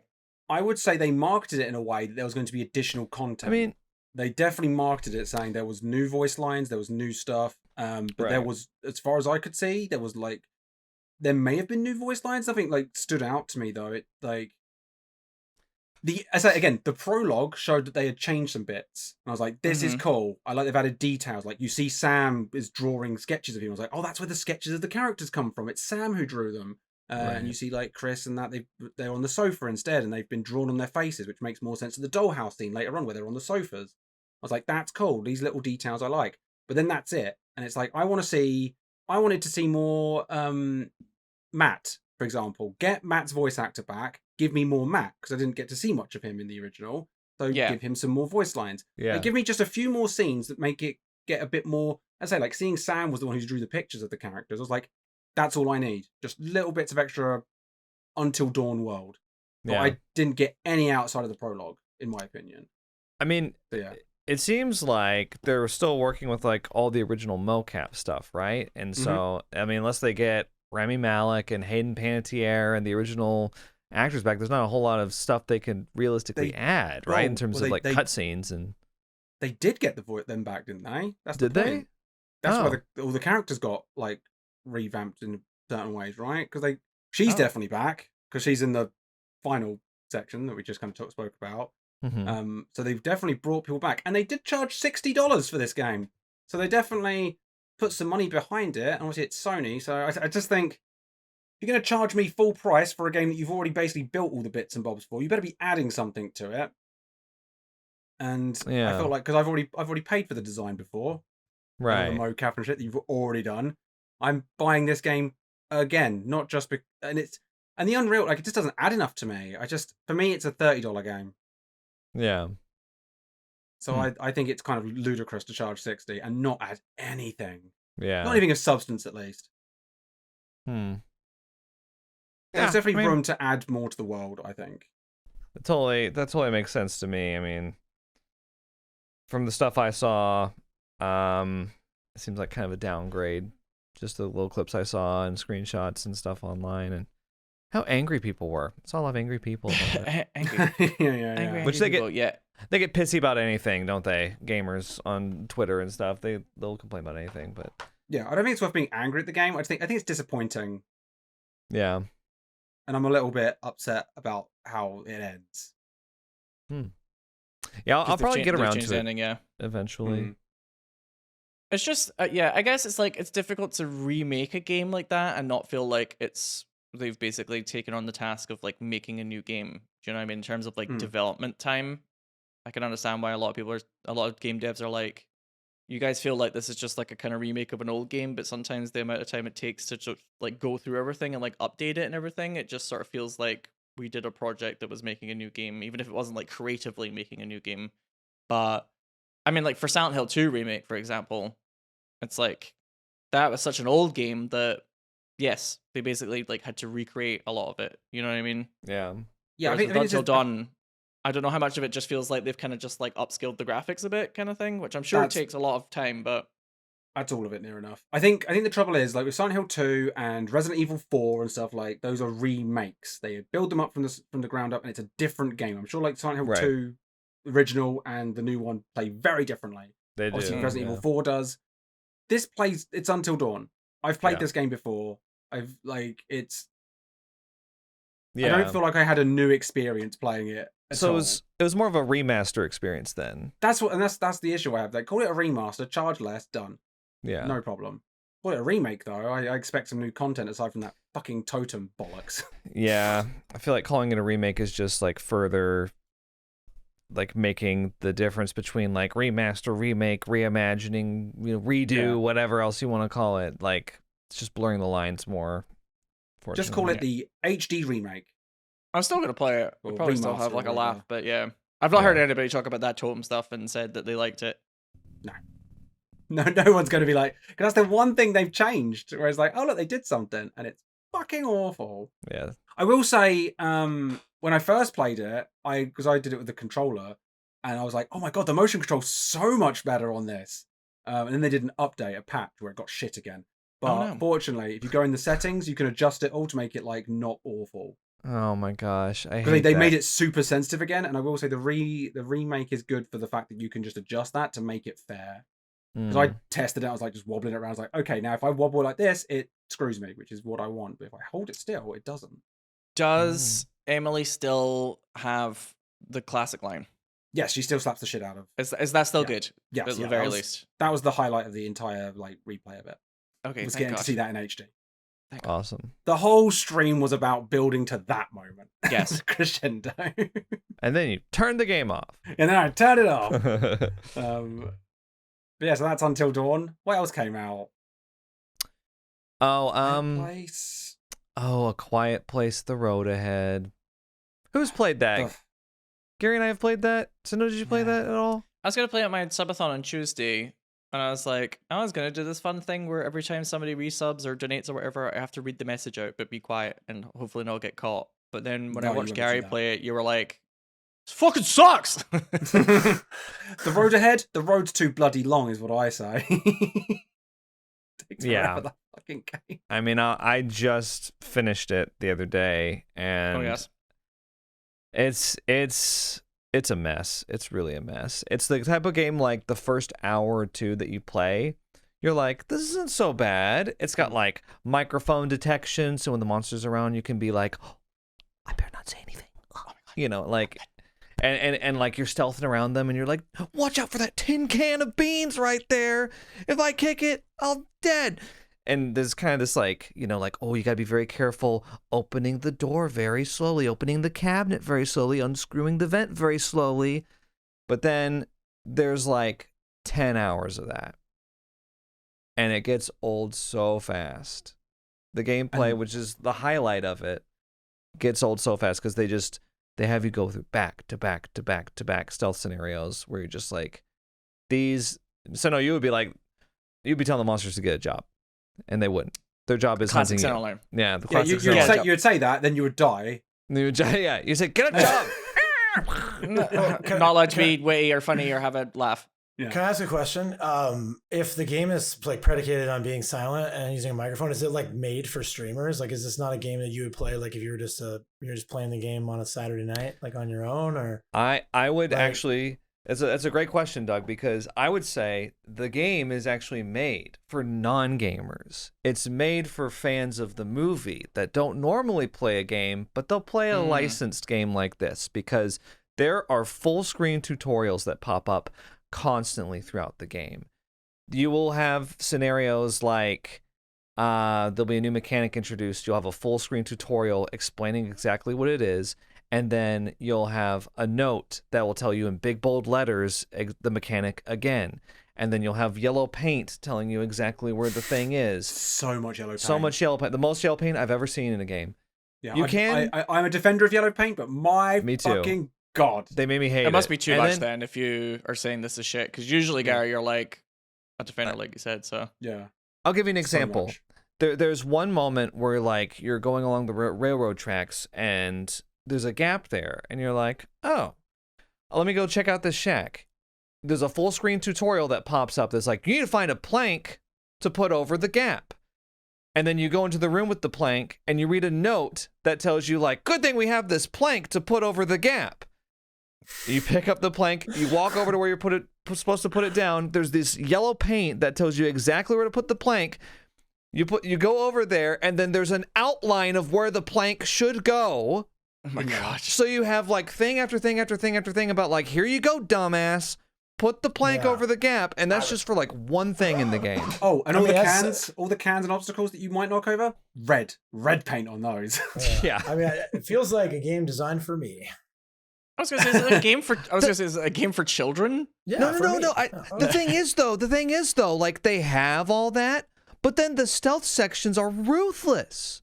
Yeah. And so I'm It's a sitting hard there. game. Yeah, it's a whoa. hard stealth game. It's harder than Alien Isolation. Oh my gosh. Like I'm sitting there scratching my head because they'll sit there and they'll hold your hand. You can turn that off, by the way. You can turn off yellow paint. You can turn off full screen tutorials. I didn't find You that. turn off the until- microphone as well. You can turn. Yeah, you can turn off the as mic. well. You don't have to play the mic. Yeah, you can kind of curate the experience, which is like one of the best things about the game is how much options they give you. But like you have all that stuff for like I guess non-gamers who just have no idea what they're doing in a game like this. But then you get into the scenario with the monster, and the monster hears a needle drop 1,000 miles away and will instant kill you if they hear you do anything. You step on gravel a little too much, dead. You walk on some glass, you walk on some dry leaves on the ground, dead. It's ruthless. And so I'm And- sitting there like, who is this made for? And these monster segments are perpetual. You'll finish one, you're going to the next area, and it's just another one. Yeah. And then it's another one. And you're like, I'm so fucking tired of opening doors slowly. Yeah, it did look like when I watched you, Gary. I was like, the monster is just behind you the whole time. It's like, well, Yeah. if it knew you were there, why wouldn't it just kill you? It has, And- Like, yeah. because it acts like that. It acts like it's basically just right behind you the whole time. Like, I'm waiting. Yes. I'm waiting for when I'm allowed to kill you. It's And like, it if has, it knows like- you're there, just kill him. It has like rubber band AI where it's like God. it's designed to constantly sort of just know the general area of where you are, so it sticks insanely close. Yeah. And also, they keep adding new mechanics. Like, I'm 8 Yeah. hours in, and it's like, here's another new mechanic. So now at this point, they sometimes stop and they do this little clicking shriek noise, which will put a high-pitched piercing sound through your ear, shakes the screen about, and if you make any sound, you die. And it's fucking horrible. Like, it's the worst And you also sound. have to take asthma pills, right? Yeah, so you have to use your inhaler and stuff, which that's Yeah. fine. I didn't mind that. The light you eventually get, you have to rotate. Didn't mind that. It's kind of cute. But that piercing noise they do, and it's detecting, looking for sound. Oh, it's Well- fucking awful sound design. It's one of the worst things I've ever heard in a video game. Oh, Oh, are we okay? is Discord having a moment? Or Hello? is it Yeah, just me? Discord was how you froze up, and I think John Everybody froze up. for me. Oh, we're back. We're back. We're Okay. Sorry, go ahead, Gary. Oh, I forget what I was getting up to. I was just shitting on that sound. You were It's shitting on just the worst sound I've ever heard in games. The thing is, too, it's not just that. Anytime you open a door a little too quickly or you do anything that like the monster could detect, like a pin drop, the game will go boom. It'll do this my like God, yeah. And it is like when you're playing through the game naturally, it is like every 30 seconds because you can't avoid making Did you any did you sound start at to all. like siphon it out where you just didn't hear it? Because my chat kept going like, "Oh, that sounds driving me mad." I'm like, what sound? Like, because I just droned it Yeah. out. It's like a 'Cause vine it's boom in the so- background. It's so fucking. It's like getting into a DBD chase every 5 seconds. Yes. And So, yeah. oh shit, what was I gonna ask? Oh, it just went out of my head. Why did you play it? Why did you subject yourself to it? So yeah, do you think it was like the high pitch thing isn't just like a some people could hear it, some people can't moment? No, it's just an awful sound. It's Just an awful Yeah, sound. you will hear it. Yeah. You will hear it. It didn't bother And it- me that much, but I don't know. I have tinnitus and I constantly have ringing in my ears, so maybe that's why. But yeah, some people it really bothered them, and it can be it's very shrill. It was driving me bonkers. Yeah. Oh, that's what I was gonna say. I'm just over slowly opening doors or drawers in games, and like the whole you have to pull it towards you to open it thing or push it away. You should I'm not play just- this game. I'm just Yeah, over you it. Like should not you will play this fucking game. hate this game. So, yeah, That's so gonna hate drive me this game. insane. legit 30 to 40% of the gameplay. Yeah. it's been like 10 years of this shit. We get it. I'm just over it. Like, just make it so when I click on it, it opens up. I'm fine with that now. Honestly. Yeah. No, you I'll honestly watch it. honestly like I the first hour of the game when like, you know, you have to like pick up the latch very slowly and move it over and stuff like that. I was like, this is great. This is really cool. I've never played a stealth horror game like this. Like having to, you know, micromanage this stuff. But yeah, it quickly turns into a chore. It could have 'Cause you been a have to do it great constantly. 4-hour game, but it's Yes. a shit 10-hour game. Yes. Yeah, just make less of it and make it better. A bit So- like Alien Isolation. A Yeah, like- fantastic 4-hour game, terrible 8-hour game. Oh, terrible. Is maybe a it's- bit strong. Fuck it. Play it again.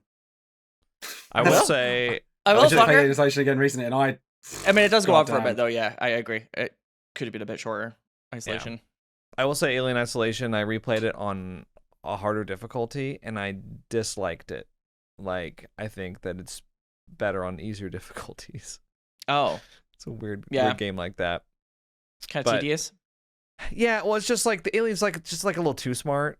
It's like you hop out of a locker for like a second and the alien's back down. You know, it's like give me a second to like crouch walk to another room at least. let me play. Yeah, let me Maybe play do the game. something. Yeah. And that's Don't. kinda how- Yeah, that's how A Quiet Place is. That's how those monsters are. Well, like, and it's such an inconsistent experience too, because like sometimes like you step on a dry leaf and the monster's like, I heard that, and you're dead. Mm. And then other times, like you'll be like pouring this bag of sand, this 2,000-pound bag of sand around, just like,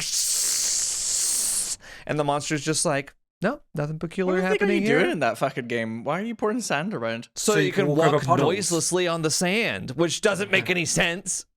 Anyway, Oh my god, that's ridiculous. it John, honestly. John, how often did you just suddenly die? Where you're like, I didn't make a fucking Yeah. noise. Oh yeah. Sometimes it would just happen. There was one point. You know, you open a door sometimes that leads you into like an animation that sends you to the next area. Mm. I died because it made a noise opening the door that way. And the monster just came up and killed me, like instant death, when I was trying to open the final door to move on to the next area. And it had never made a noise before. I still don't know what happened. Amazing. Yeah. Gary, you'll love this. This spoils a little bit, but it's for the final scene of the game. Okay.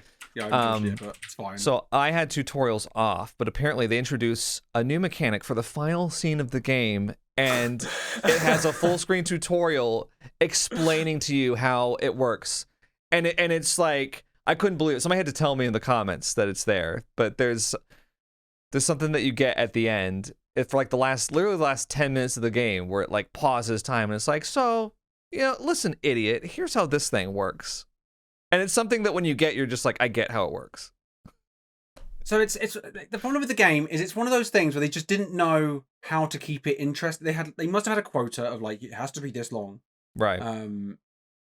Yeah. And unfortunately, they just didn't know how to keep that interesting. And it's a shame because, as I say, the first couple of hours, fun. You could do that for 4 hours and you'd be like, you know what? That was a very unique experience. I enjoyed that. But it's just hour after hour of, and that's dying not too much, I think. Like, there's probably people dying a lot more than we did. Yeah.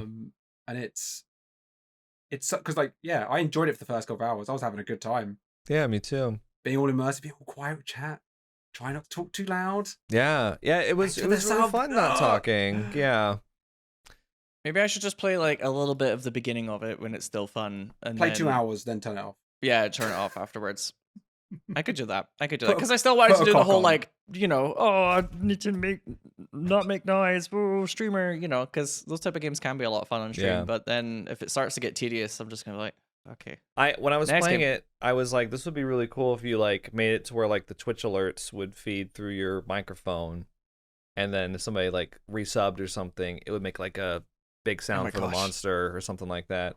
People would get really into that. Yeah. But it's not worth it. At the for this very game. least, I'm gonna like every message I have to read out if possible. But based on Gary's gameplay, sometimes it would just be like, nah, I've killed you Oh, if you went, randomly. thank you, dead. Yeah. Or even like sometimes you like barely said anything. I swear, like it wasn't like, yeah. oh well, he obviously made a noise there. It was just like you kind of went "Ugh," or something. There was one There in was particular. I was like, that was nonsense. There was one time I was just walking around and I was thinking I was being sneaky and I just died. I was like, because they sneak up behind you and just like kill you. Yeah. I'm like, I have no idea. And that happened so Yeah. many times. And unfortunately, there's like a preset animation that just plays. If there's no active AI monster around and you make too much noise, your character will be like, oh no, and then you'll just die. What? Yeah. No, if the monster's not around, you're supposed to be able to make a bit of See, noise. See, No, and not in this this game. is part of the problem with the A Quiet Place universe is that the whole concept is that the monsters are always around, and they're like God. they're like sprinting through the forest like gazelles 25 miles away. You step on a leaf and they go, oh, you heard that? And then Right. they run. They There's run birds straight birds to you to chirping in kill the you. fucking instead. trees. Yeah, so they have And to that- make and- it to where if you're out there, if you make any noise, you die. And this is why it annoys, because like I think the best bits in Outlast are when the game's quiet. Same in Alien Isolation. Like when it's quiet and Yeah. you sit there going, "Where is it?" That's when it's at its best. Is when you get to just sit and be like, "When the fuck is it Yeah. going to kick off again?" And then But- you see the drool coming out of the vent or something like that. Yeah, Yeah. that's when it's peak. And then, but the problem with this game is you're basically having to only open the doors quietly forever. Yes. Yeah, and there's never any mystery of like, is the monster around? Did the monster hear that? Was I too loud? Because anytime you make a noise, it goes brrr, and it eliminates Yeah. all mystery. And when you do die, eventually you start going, "I'm getting fucked off," and then you just start bashing doors open and you die again. Just getting annoyed. It's like fuck Yeah. it. There was one moment, Gary, where Running for a checkpoint. the monster got bugged, like it couldn't move, and so I just started shouting and screaming at it in its face. Hell yeah. I was like, "You can't do anything, can you? I'm gonna turn this valve right in front of you. There's not a And then- damn and thing you then- can do and- about it." And then the game went. Yeah. No, I did instantly die when I like walked through a door later because that's how the game was programmed, I guess. So yeah, another game of the year candidate, The Quiet Place. Yeah. And this is by the remothered developers, by the way, Stormind. Yeah, However, Oh yeah, I didn't really mention the notes are really fucking weird. the notes are weird. I don't want to say that they're Chat GPT written, but there's something I very think- off about them. Yeah. Like I think they may have been Chat GPT. Is it Chat GPT? Yeah. And then refined afterwards Yeah. Maybe a little bit. I don't know. because they read really fucking weird and kind of the same throughout. Like it's the same level Yes. of weird throughout. There are 3 different characters. One of them is like a teenage girl. One of them is like an old man working at the fire station, and then some guy working at the power plant or pump station, I think. Yeah. And all 3 of them said at one point in their notes, "Anyway." Oh my gosh. And cuz Yeah. CUZ they CUZ, kept yeah. saying cuz and I was like Yeah. this is so And I was like, that is so my strange gosh. that 3 completely different characters said, "Anyway."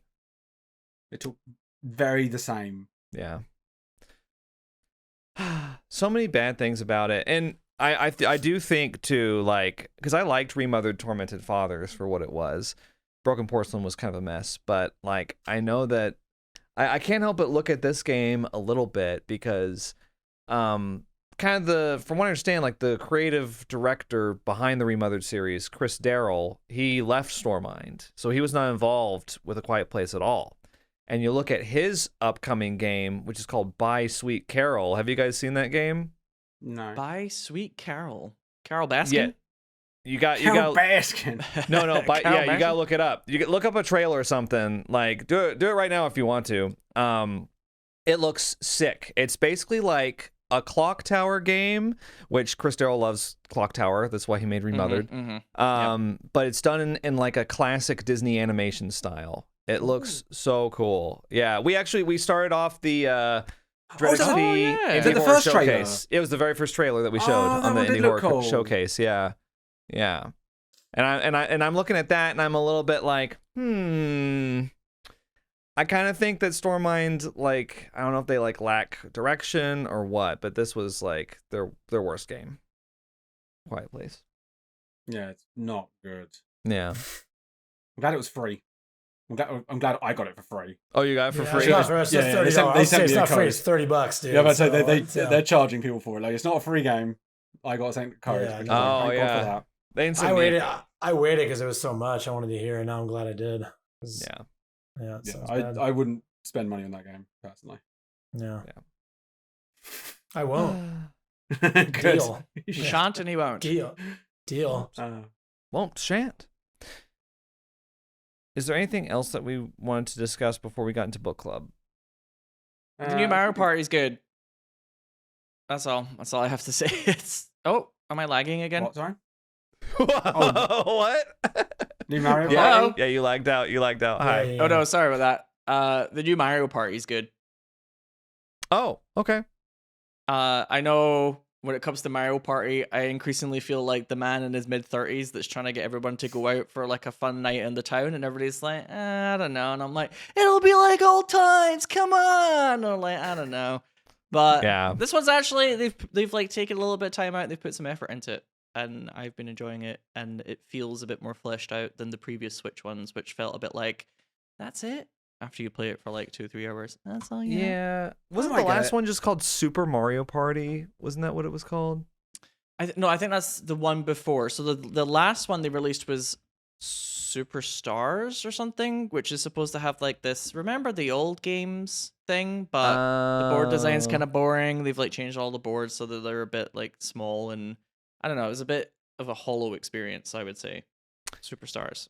Can they ever get back to the peak of Super Mario Party 2 and 3?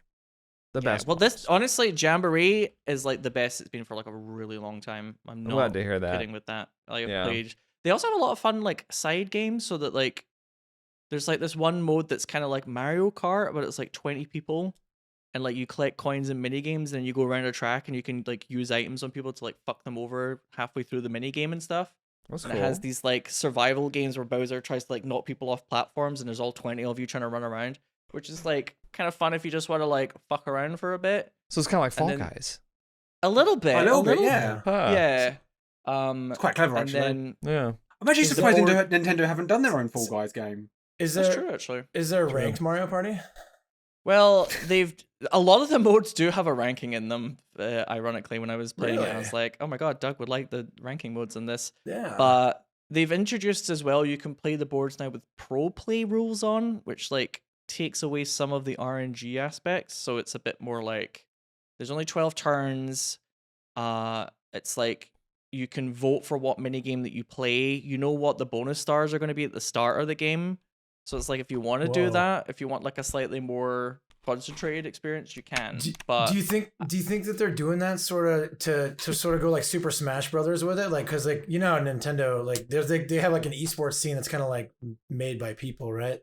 But do you think that they did that intentionally to make it easier for it to be like tournament played and stuff? Like, do you think that's? I don't something- know, because I don't think I would ever want to play Mario Party in like a tournament thing.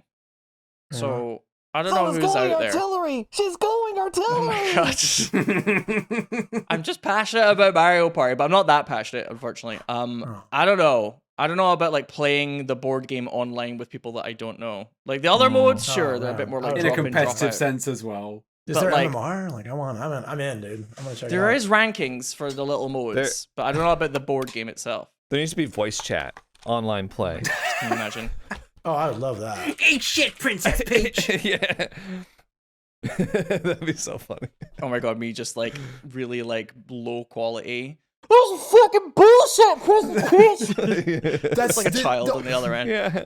It literally does have MMR, bro. It's like it ranks you from D to S, and then like you'll be ranked with other people you're ranked, and there's an actual leaderboard on this. Oh my That's so- god. That's so cool. You might Doug's have. found I might his be calling. In, dude. I might be in. I'm not gonna go that far myself, and I like Mario Party. But if you do, Doug, I hope it brings you joy and happiness. Yeah, I'm sure it will. In life. Yeah. Yeah, I don't think I'd ever played the board game with randos. I can't be bothered with all that unless it's for content. I might do it for content, just as like a funny thing. Yeah. But Anything Um, for content. yeah, right. I'll Yeah. do anything. Anything for the content.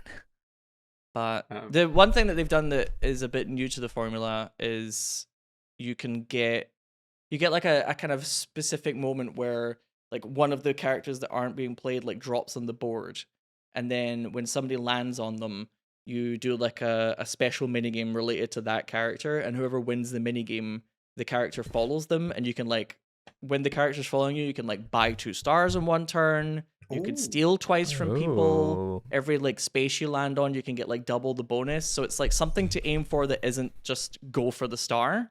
Right. That's good. And the way that those minigames work is the person who gets to the person first gets the advantage in like the minigame that follows. So it's like you're more likely to win the follower, but you aren't guaranteed. But I thought that was kind of like a cool. It's like that one that you might have played before, John, where it was all about the followers in the minigames. Oh yes, Oh, yeah, I remember played that one. That's what that increased your dices, didn't it? Your die. Yeah, Yeah. like I the Switch, played the that one, yeah. original Switch one. I wasn't a huge fan of that because sometimes in the minigames it's like there's like 7 other characters here that aren't us. Right. I don't really want that. I want us to be in the minigames, but it's like, yeah, this is like the best Yeah. like overall mechanic that they've added to the game that is like it can be a game changer and it's like something to aim for that isn't the star, but it's not Right. it doesn't feel too kind of tacked on. It's basically just like you become more powerful for 3 turns or whatever. But if somebody passes behind you, they can take the follower off you. So it's not like they're totally untouchable either as soon as they get like Daisy's helping them out and she's made everything cheaper for them at the store. So Mhm. I just feel like they took a few years and they came up with some ideas, which Mario Party needed. Yeah. So congrats on that one, Nintendo. Because for a while there, I was like, after the whole car thing was a dud, you were kind of just circling the drain a bit, huh? They're just like they didn't like the car. What do we do now? We're all out of ideas.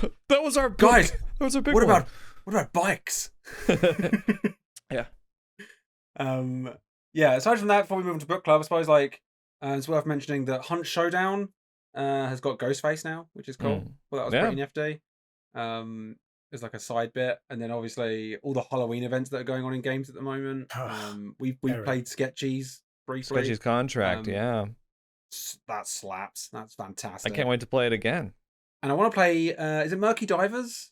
I want to play that too. Yeah. So I know Speed up. at the indie showcase, John, that you presented, they've got like a Halloween event going on as well, right?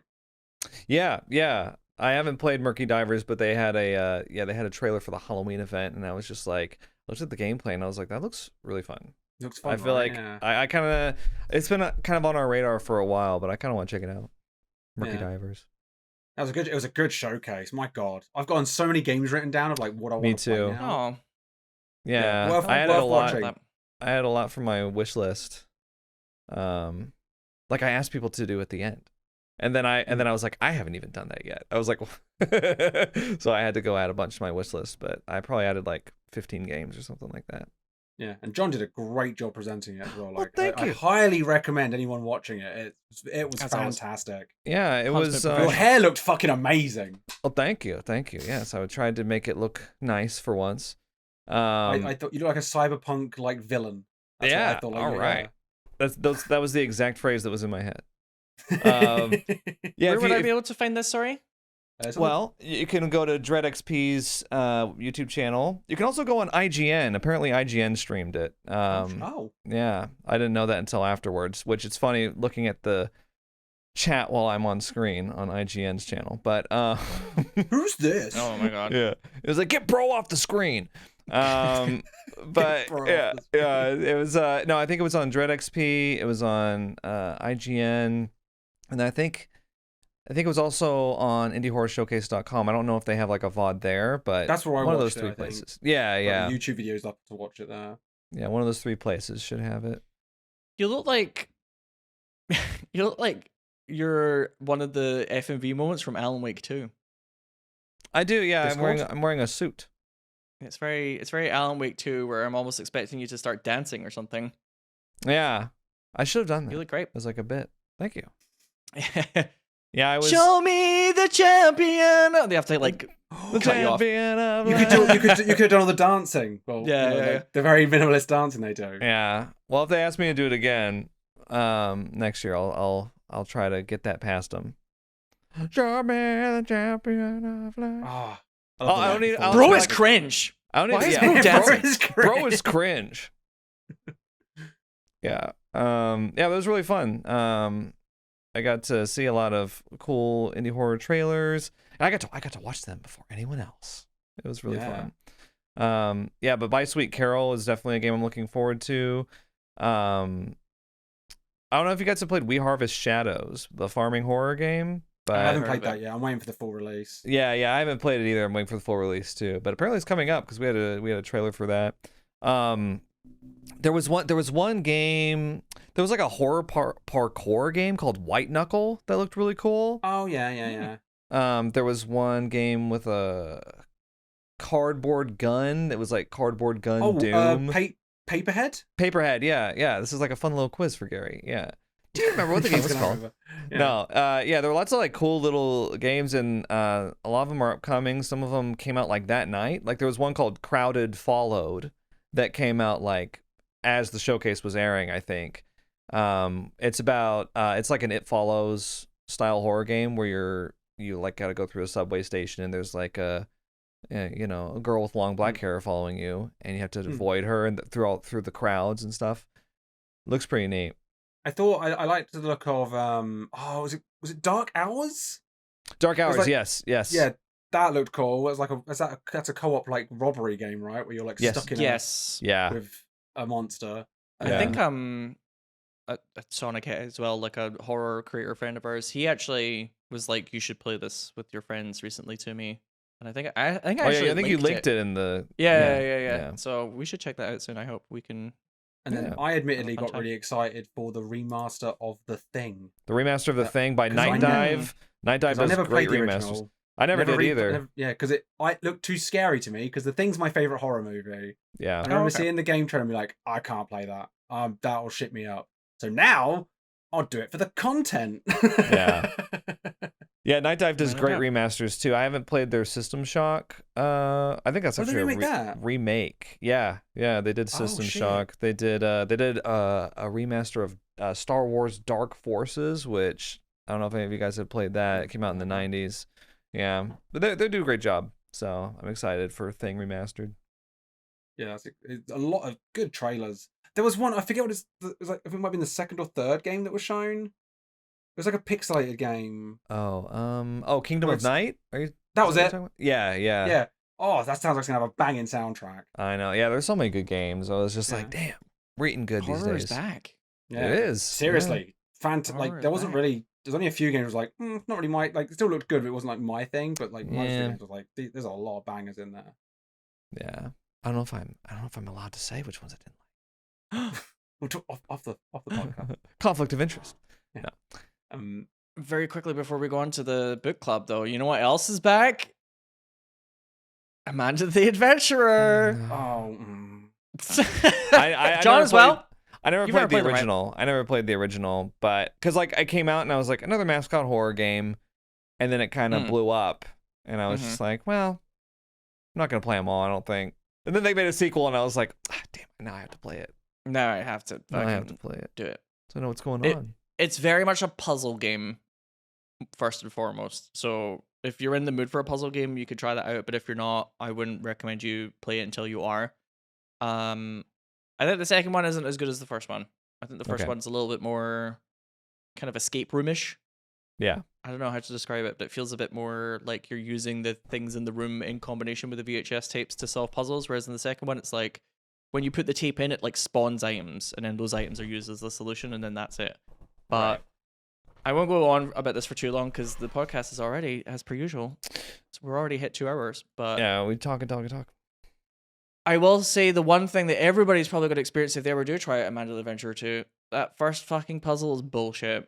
And I don't know why they didn't change it from the demo. It's like, there's like 4 sets of numbers that they give you, and it's like very unclear what number you're supposed to use for a 4-digit combination lock. I basically had it spoiled for me. I don't even know what the solution was after it was spoiled for me. Gary, it made you not want to play the game. Yeah, I liked Amanda the Adventure of the first one. I think you recommended it to me, Sinow, and I thought it was really good. Like, it was difficult. Yeah, and, I like the first one a lot. Yeah, and as you say, it's like an escape room. I thought it was really, really clever. The design's really intricate and very well put together. The second one, I think, is my least favorite game I've played this year. I really more than The Quiet Place. More than A Quiet Place. Yeah. Holy shit! I've put 8 hours into The Quiet Place. I barely put 2 into Amanda the Adventure 2 because that first puzzle is such dog shit introduction to the game. It's one of the worst puzzles I've ever come across. I didn't get it. Even when I had the answer, I didn't get it. And I'm excited to check it out. It put such and if you're going to make a game that's in a horror kind of sense, I want to be able to be immersed and scared. That's part of what. And if you make a really complicated puzzle, I'm not going to be immersed anymore. You've pulled me out of the game, so I wasn't really that. And it hadn't earned my investment. I'll do a shitty puzzle. I'll sit there and figure it out. And we'll talk about mirror layers in a second. Like, I'll sit there and I'll spend time on a puzzle if I'm invested. But if as soon as I'm not invested, I'm not going to spend time on it. And they give you the hardest, most bullshitty puzzle to start the game up with. Yeah. Before I even know what the fuck. The rest of the going game is on. not that hard, and I think the rest of the game, the puzzles are better. There's more like you do something in the real world, and then on the VHS they react to it, and that's how you solve it, or vice versa. And I'm like, that's what the game's all about. The first one, when you play it, has a lot of those cool moments where you're like, oh, when I change this, then all of a sudden the tape changes. That's really cool. But yeah, it's just a very strange opener. And after the demo, I was like, oh, they might change that. No, it was the same puzzle. I might give it another go in the future. Like, skip that first puzzle out again and be like, right, now that I'm not pissed off by a horrible spending 30 minutes trying to figure out something that makes no sense to me still, I might give it another go. Because I know that Dan apparently changed his tune on the game as well after he finished the whole thing. I'm sure it gets a lot better, because again, the first one's great. Yeah, I gotta play both of them. I catch up. Observation Duty 7 came out as well. That's really good so far. I really like Observation Duty 7. Oh my god. No, I think last one I played was 5. I don't know. 5 was hard. So many of them. Yeah, so sometimes those games do get a bit annoying. I'm maybe getting a little tired of the formula. I know Observation Duty was first, but yeah. I love them. Is 7? Does 7 have the thing where it's like you have to say exactly what type of anomaly it is? It's got like it's kind of adopted the same system from 6, where some of them you have to like click on it and then pick what specifically it is. And then there's also room ones where it's like, there's a weather anomaly in here. The lights aren't working in here. The camera's malfunctioning. Like, there's some generic ones as well. I get kind of annoyed with those games where it's like what you classify it as isn't 100% clear. So it's just There's one. I'm only on the spa level at the moment. There's one bit where a bottle disappears, and it's like, no, it's a camera malfunction or a room manipulation. Right. No, there's a missing object, dickhead. That shit annoys me. Bottle's gone. Yeah. Anyway, mirror layers before we. Yeah. Book club mirror layers. So last week I picked, last season I picked mirror layers for book club game, which is a game with an interesting history. I'll go ahead and just introduce it real quick. It was originally a Game Jam game, believe it or not, that released in 2015 for the Asylum Jam, which was a game jam no longer in service, but it was an annual game jam that challenged people to make within 48 hours a game that did not use mental health tropes. So no asylums, no sanatoriums, no psychological horror. And I played Mirror Layers in that first iteration, and it was like nothing special at all from what I remember. I don't think I even like recorded, or I recorded it, but I didn't upload a video or anything. And the next thing I knew, there was like this enhanced version that was on Game Jolt. And that version had like this really unique social component to the game, which I'll be happy to talk more about what that was like later, because it was very different than the Steam version, actually. And that came out in 2016, and that kind of blew up on YouTube a little bit. Like Markiplier was a very vocal proponent of it. It was like, this game is awesome, and so lots of people played it.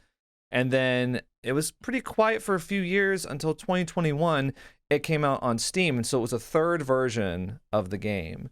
And I didn't get to play it. None of us, I don't think, played it until 2024 just now. So, yeah, what'd you guys think of it? I think That's it's an extremely clever way of they've basically the whole concept of the game from what I've played so far. I'm only on Enigma 3, so it's like a few hours in. That's where I am too. That's where I stopped for the afternoon. Okay. So I would say they've taken the idea of like looking up how to get through the game, and they've made that part of the game. Where it's like the message board so it has the kind of concept of like you use a message board in the game, which is actually other people playing it. And you can like write messages or upload or download items there. And for some of the puzzles, like at the start of the game, you get a key that has a certain symbol on it that doesn't work for the door that you have in your apartment. So you need to like upload. You don't have to upload your key, I don't think, but you have to download a key of like a different style from the one that you got in your playthrough from somebody else who's played it. So it's kind of like that kind of Dark Souls leaving a message kind of asynchronous type of gameplay, like multiplayer. Yeah, like the very first puzzle in the game is a really great example, actually, because like when I started up, I had a lock with a green triangle on it, and then I found a key with a yellow square, and I was like, well, where's the green triangle key? And then I remembered how the game is structured, and I went to the computer, and I found someone else that in their game, they had, a yellow square lock, but they had a green triangle key. And so they uploaded their green triangle key. I downloaded it and used it on my lock. And that's kind of the concept of the game. Did anyone do what I did? I got every key. I was like, I must need all of them. So I had them all laid out on the table. I had every single key ready. I was like, no. If I find the red door, I'm ready for that one too. I didn't feel the need to become the key master, but I like that's funny though. That's where your mind went. So yeah, it's very innovative because it's like a lot of the time the solutions as well are kind of generated for your playthrough. So you can't just necessarily, you can look up what you're kind of supposed to do to get the answer, I guess. And sometimes people leave messages on the message board that are a lot more explicit. I did like that you could opt to see clues that were a bit ahead of you, because there was like a filter system, there's a spoiler system built in where if someone's left a message that's ahead of you, you can kind of ask, oh, you know what, I want to see their message because I have no idea what I'm doing. Sort of thing. Yeah. Did anybody figure out a very good job of making sure it like you only see the messages from people who are at the same stage as you go through it, unless you want to go further. Sorry, what were you saying, Doug? I was just asking if anybody figured out how to like juke and escape the monster, because I never did once. It killed me like 4 times. I just hid in like, you can hide in the lockers, right? So I just hid in there until eventually it just went away. I hid under tables and stuff. It like wouldn't go away from me. Maybe I was too impatient, but I don't know why. I don't know where it went. I was just like, oh, it's gone. I didn't see there being any drawback to being killed by it though. Like I didn't lose any progress or anything. No. Yeah, it basically like it kills you, you respawn, and then you don't have to deal with it, I think. Yeah, it's not even there anymore. You're gonna go back to the puzzle you were working on and it won't be there anymore. Yeah, I thought that was cool. It was good for me. It was like idiot proof a little bit. I like the game a lot. My only complaint has nothing to do with the game at all, but it's just it runs really bad on Steam Deck. Like it crashes constantly. Which is weird because in January 2023 they posted on their like the page like, hey, we've got it in for a Steam Deck certification. It runs great. But they never certified it, and I wonder if that's why they like ran into an issue and they couldn't resolve it, because it crashed on me like 4 or 5 times, and there were times that I did lose progress when it crashed, so that was really frustrating for me. But otherwise, I thought the concept was really cool. I really love the retro game that you played. That was really neat. The Starbreeze. Yeah. So I guess I'll be the most negative then. I would play an entire game of that Starbreeze game. I thought that was really fun. Oh yeah, I thought that was cool. It gave me Super Meat Boy vibes a little bit. But yeah, go ahead. So for me, I think the concept's very interesting. I thought I was really into it. I was loving it. And then I think it's the end of Enigma 0 or the end of Enigma 1, I forget, where you play red light, green light. I knew you were not. I knew you were gonna hate that segment when I was going through it. I could just tell. Same. Yeah, because that segment is a trial and error segment where you just figure out the pattern of where the kid like hides around corners, and you just learn the pattern, and you just rinse and repeat until you figure it out. And then I don't know, red light, green light isn't something we play in the UK. We call it "What's the time, Mr. Wolfe?" So when the kid goes, What? Yeah, it's like a game in the UK is "What's Reel the that time, back. Mr. Wolfe?" Who's Mr. Wolf? I've never So heard of that. someone plays like, you How know, does he keep like the time? they play the wolf. It's and then you have to morbid sneak- time. No, sorry. You have to sneak up behind it, and then I think like I forget who says it, but someone goes, "What's the time, Mr. Wolf?" I think it might be the people who like approach it, and then they turn around. If they catch you moving, you're out. It's the same thing. Oh, But that's yeah, right. it's the same thing, Gary. So Yeah. it's not that hard. No, to but understand. when the kid goes red light, I didn't know what it meant, so I died. Stop. I Like a Again, car. He doesn't play the Don't- game. yeah. I haven't played that game before, so no, it But just wait. went red light, and then I was Wait. moving, and I died, and I figured it out. Don't get me wrong, I figured it out. Uh-huh. But again, then when I started like I had to not look at if I turned away from the kid, I died as well. It counts as movement. It's not No, about where you're looking. It's just movement. Really? Yeah, Because, like, you know, 'cause I looked looked at the child. Yeah, because I looked away from the kid. Yeah, because when I looked away from the kid, he chased after me more, and I was like, oh, for fuck's sake. So that bit just wound me up. I just didn't enjoy it, which is fine. Like, it jumped me a couple of times initially, and then I just didn't like it. It got on my tits. And then we got to the next section where it's quite an interesting puzzle, if not quite a lot. So I was already like flower shop puzzle. yeah. So I took lots of pictures of the flowers and the symbols and shit, and I laid it all out on the table on the floor, and I got the floppy disk and I figured it all out and got it all together, and then I put the codes in after thinking I'd figured it all out, and then it went Yeah. and I went oh fuck it, I give up. I spent half an hour on this fucking thing, or 45 minutes, and I'm already annoyed about the red light, green light bit. So I was like, I'll come back to this, and I haven't yet. But that bit was like, I don't know, it just pulled me right out of the game. Gary, I will just say, it amazes me that you can play 8 hours of that fucking Quiet Place game, but you get the flower thing wrong once, and you're like, fuck it, I'm out.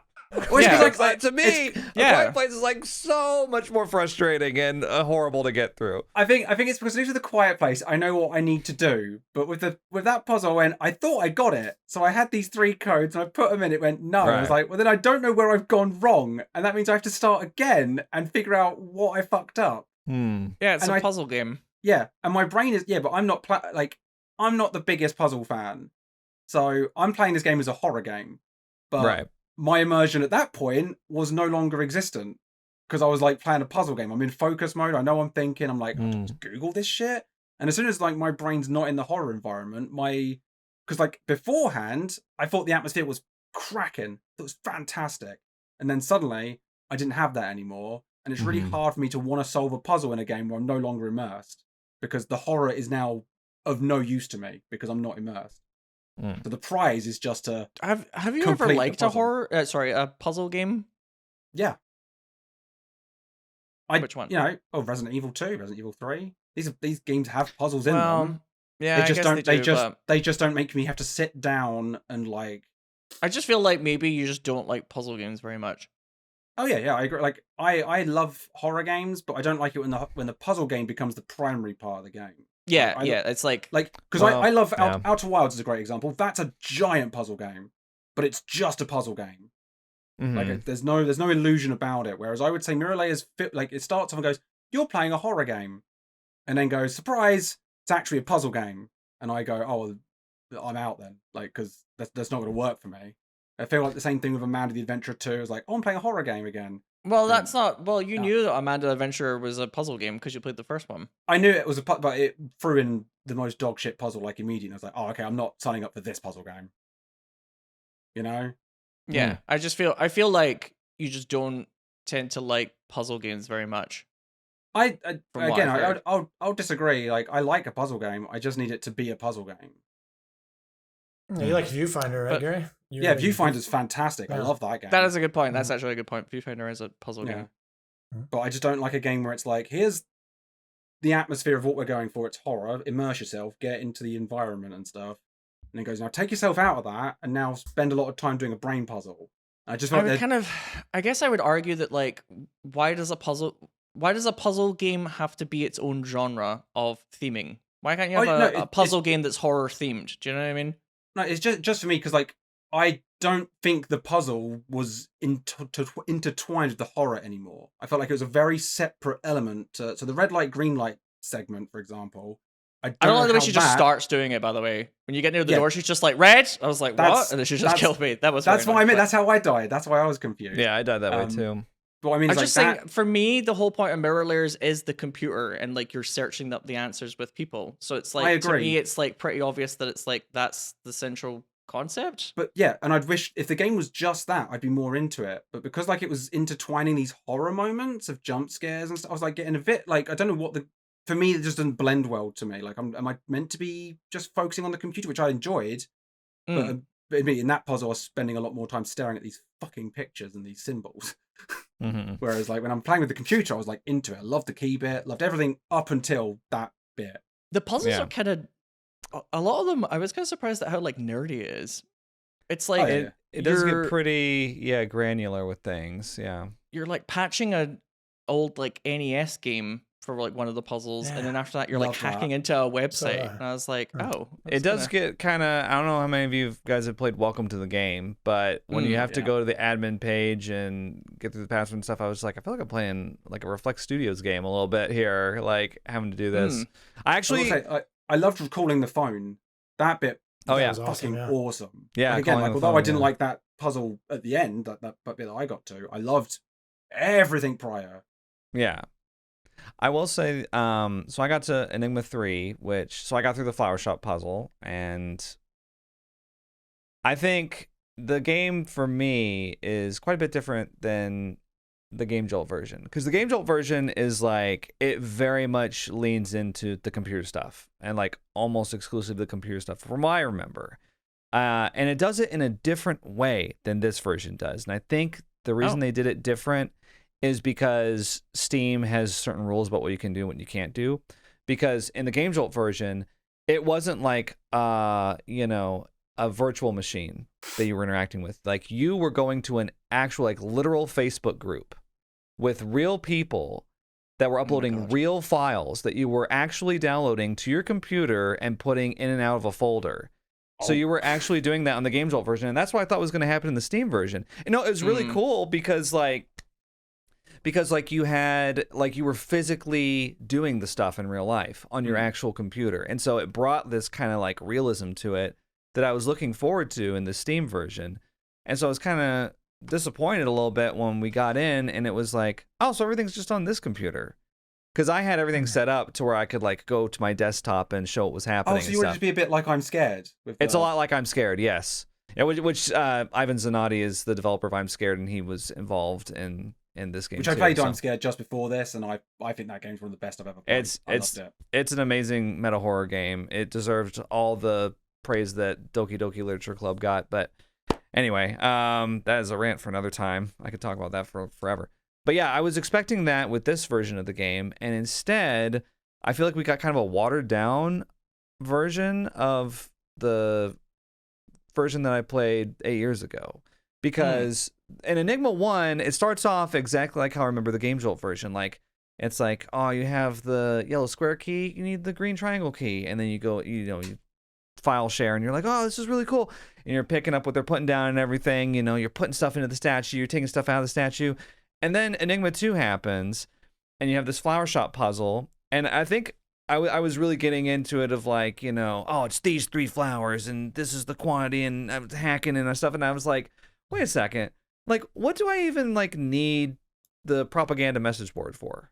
Like, I'm not really interacting with that side of the game at that point. I'm just kind of solving a puzzle that's in the game. And I thought one of the unique aspects of the game was that like you couldn't complete the game on your own. You needed other people's help. You needed their green triangle key. But when I finished the flower shop puzzle, I was like, I kind of just did that on my own a little bit. Like, that that is part of why, because I was noticing I didn't use the computer during that segment. I was just trying to figure it out on my own because the computer was of no use. I tried looking for hints and it didn't help. I was like, well, fuck it, I'm just figuring it out. They kind of bring it back in Enigma 3. They make it more like you have to go on the computer and get files and stuff. They have actually a cool puzzle. I don't know how far you've made it into Enigma 3, but there's a part where you have to like crack a computer and you have to get this disc, but you only find like a quarter of the disc. And so then you have to get the other 3 pieces of the CD. And the way that you do it is you put your quarter of the CD into the computer, and then it turns into like data, and you can read it, and it's like a text file. And so then you can create a new file out of the other pieces. You like compile it. Yeah. You compile it, and then you put it through the statue, and it comes out a complete CD. And I was like, that is so sick. I wish there was more stuff like that in this game. Like, it feels like there's moments like that where you're just like, that was awesome. But it happens like once per Enigma, you know? And I think it's a shame. So I was a little bit disappointed, honestly, with Mirror Layers. I didn't complete it. I only made it like towards the end of Enigma 3. But honestly, I kind of want to go back and play the Game Jolt version now if it's still available and see how different it is. Like you said, maybe it's like a Steam thing where it's like they're not allowed to have That would too make much sense, like 'cause- manipulation of Yeah. your files and stuff. Yeah, they can't direct you to external websites to download files and stuff. Yeah. What do you do to like make an item in the Game Jolt version? Yeah. Do you even do that at all in the Game Jolt version, or is it just like information that you get? It's hard to say. Because I played it like 8 years ago, so it's hard to. Your video actually came remember. up when I googled it earlier. Oh yeah, Hey yeah. guys, it's John. And it's Hey like guys, 7 it's years John. ago. Yeah, back when I was like green screening and had the short hair and stuff. Yeah, I don't really I miss remember. the old John. I do remember like combining files and stuff like that. The way that you do it is there's an actual folder called like statue, and there's a statue in the game that you can like physically drag objects into, and it'll spit out a file in the actual folder. And likewise you can download files from the Facebook group and drag them into the folder, and then you open you reopen the minimized game, and there's like a new object there sitting by the statue. So that's kind of how it worked back then. Oh, okay. It was like a very like seamless, like physical Sounds a bit more seeming visceral. transaction. Yeah, I actually really liked how it did it. I understand why they had to change it for Steam, because I don't think you can have a Steam game where you're like, go to this Facebook group and just download this file, you know. Feels But like it's asking for trouble. yeah, but I was a little bit disappointed that that's not what it was at the same time. It's they had to kind of create like a world within a world, I guess, like a computer world within their own thing that you can like download stuff. But it's still quite like a clever system. Like I like how I actually did find some posts that helped me work out the second Enigma, for example. Amongst all the posts that are people zooming in on the ass of like models and stuff and being like, oh, I'm making an OnlyFans. Oh my god. So no, we had a kind of a nice moment actually. Yeah. We were both playing it this afternoon, and I was just on propaganda, and I saw a post from Sinow on there. That's me. Yeah, and I was like reading it, and it was like I just came into a lot of money, and that's why I have this massive apartment. I can't remember exactly what you said, but I remember looking at it and being like, oh, we got a Joker over here, and then looked at the name, and I was like, hang on, that's Sinow. And then I responded to it, and I was like, Sinow, is this really you? And you responded, and you were like, yes. And I was like, this is so cool. It's really dumb as well, because it's like we have the technology to legitimately in real time video call each other at any point. But in this little message board, I also saw one of Gary's posts randomly just pop up from before, and I was like, I know that guy. That's so Whoa! cool. He's in the game. Yeah, I like liked all of Gary's posts. I was like, Oh, cute. yeah, vote up. Yeah, I had the same situation. I saw Gary's post, and so I sent Gary a screenshot, and I was like, I know this guy. And then I actually printed Gary's post out and put it on my wall in my little home base. Oh my god. I was like, have Gary's little post up here, just so it reminds me of my friend. I'm looking at your screenshot now, Doug. Yeah, I've sent that. I sent that to Gary like a week ago or something like that when I was playing.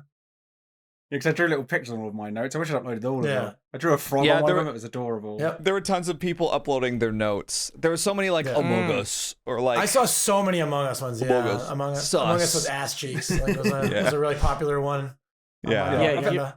John and I's message exchange. So I wrote, for no reason, I wrote, the insurance money from my dad's tragic boating accident came in, so I bought this massive apartment. What do you think? Wolfe. Sinow, is this really you? No grammar or anything, just Sinow, is this really you? I respond, red means scary. Then I respond again. Also, yes, this is totally me. OMG, hi, John. And then I attached an Amocus drawing. Of course it did. Yeah, of course it did. But That's it was a nice moment. It felt very like old school. Yeah. I was And like I downloaded your phone number as well, Gary, where you drew the maniacal face, and then it didn't work for me. My number just worked, so I was like, I didn't need anyone for that. But Right. So I think I was shit talking the game list or something. Yeah, you said you're disappointed by the game list because Oh yeah, it 'cause only it's had the Starbreeze, one game. right? Yeah. Yeah, I remember that. Oh, Your number worked for me. mine. Yeah. Discord. Just Discord. Yeah, Discord. Discord is didn't work. acting Discord up didn't I'll It's see just you guys there. at Yeah. propaganda Just and mirror layers. Yeah, we all- right. Yeah, let's Yeah. continue will- this there. I will say, despite my issues with the puzzle, I do think the game was very clever. I think Ivan's a very Yeah. good designer. I think my issue was very much with just two worlds colliding in a way that I didn't particularly like, which wasn't designed for me. But I still appreciate a lot of what the game was. So, like the first Mm-hmm. hour or two or three, or whatever we put into it, I thought I was having a great time. Yeah. From what super I've immersed into seen so far, Gary, to back up what you said there, it's like you complete an enigma and then you get like a horror segment. Yes, yeah. And then you complete Yeah. an enigma and you get a horror segment. So the second one is like this guy that's like looks like a big sheep monster kind of thing, but he's got like organs that he's trailing behind him, and you have to like pick up the organs from It's a him really and like run away. disturbing sequence. Yeah. Yeah, you have to give the organs back to these like children that are hiding, and it's all part of like the. I'm getting a kind of bad dad vibe already of like he killed the Okay. wife and kids, or my body's in the fridge. You know, it's going in that direction. I've Right. not played the whole thing. I was disappointed I it- couldn't open the fridge, but Me Same. too. Me too. Yeah, I was like, well, Of course, fuck. we all All right. tried. Yeah. Yeah. Yeah. As soon as she was like, "Don't open it," I was like, "I'm heading straight there right now." yeah, Yeah. fridge time. I'm hungry.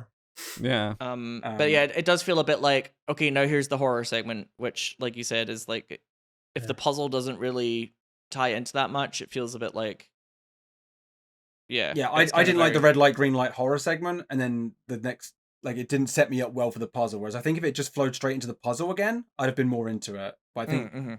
if it just stayed in its kind of lane, because I think the computer bit was really interesting. I think that's the USP of the game. I think the horror elements Yeah. kind of, you know, when we're fixing the game cartridge and on the phone and trading out items, I think that's where the game was its strongest. I think it feels nasty You're to being call it chased cheap, around. but the red light, green light bit, the Red light monster walking district. yeah. That part of the That's game. they felt like very cheap in between segments that didn't really fit what the game was. In my Yeah. opinion. like the developer was like, I have to make this feel more like an indie horror game so that YouTubers will yeah, play it or like understand I it, need so- I need something someone go "Ah," Yeah, and yeah, yeah. I don't think it was. I think it took away more than it added. I kind of like that segment though. I actually jumped pretty big because I saw the kid go like, around the corner, and I was just like, yeah. So I just like walked through the doorway, and then I was not expecting to get jump yeah. scared. It shit me up twice, but Yeah. then the third You time I guys was as like, well? I got like very badly jump scared by the little did too. girl, and Yeah, I the little was kid very shit me up. surprised. I don't know. It's yeah. like the way Yeah. she doesn't sound like she's right beside you, and then she kind of pops up. I know that sounds really No, That's what a jump scare it's is, but- very well done. Yeah. yeah, like she Because just runs at you, like it fucked me up. Normally when I get jump scared by these games, I'm just like, yeah, whatever. But that one, I was like, it made me jump, and I yelped and everything. Like it did Okay. everything right. Yeah. Yeah. I thought felt I kind was of just embarrassed. being sensitive, but I was like, for some reason, this really got me because she sounds like her footsteps are coming towards you, but then she's like already at you. Yeah. I don't know. Something about I think it. that's a testament to like I think it was a very good atmosphere they built up in the game with the way it was forcing you to focus and figure things out. For me, Yeah. it was just once I died a third time in that segment, I was like, okay. And then The then I red light, figured out green light bit was Yeah. pretty badly done. Well, I I don't think didn't it's like very that- clear. I can still remember the pattern that to walk around, like you bob your head, they pop their head around the corner, you turn back, you go back through the room, you do it again, you go back again, you just do the same pattern to walk through, and then you get the red light, green light bit. Oh, I just like sprinted straight there once I figured out there's like a safe path. There's like maybe a safe path that maybe you I was can take. overthinking it. I might be overthinking it. Yeah, if you just go through the kitchen, you could just run straight there. I was like, every time I saw it, I was like, okay, don't go that way. Yeah, you were playing chicken with her the whole time. It's like, not this way. Not that way. Yeah. Yeah, I think the game was really cool. I would like to give it another chance at some point, but Yeah, I think it is a really interesting game, but unfortunately for me, it doesn't do enough with its unique aspect, which is the social component. Which like I said, from what I remember, at least in the 2016 version of the game, like they did it a lot, and it didn't seem like it seemed like this was more of a conventional game than the original concept, I guess. Yeah. Can I finish this segment by explaining what's the time Mr. Wolfe has played? I am shocked that you guys have never said that to me, or maybe you have over the years, and I just didn't. Explain the rules? Because I've never heard of it before, but maybe there was one point where, I don't know, we were hanging out at PAX or something, and you were me and Sinow were like, let's play What's the Time, Mr. Wolfe? Yeah. Oh, yeah, I don't know. You might have just asked me that, and I'll be like, huh? It's 2:00. It seems like a joke we should have said to you in the past. So, yeah. You're like me, Gary. I thought it was just red light, green light. I'm like, yeah, okay, I get it. It's the thing where if you turn around and the person's still moving, they get caught. But what's the time, Mr. Wolfe? Has the thing where you say, what's the time, Mr. Wolfe? And then they say, it's 3:00. And you're supposed to take that many steps towards the person who's the wolf, and you count it out loud as you go. Oh. But I don't understand how you catch people.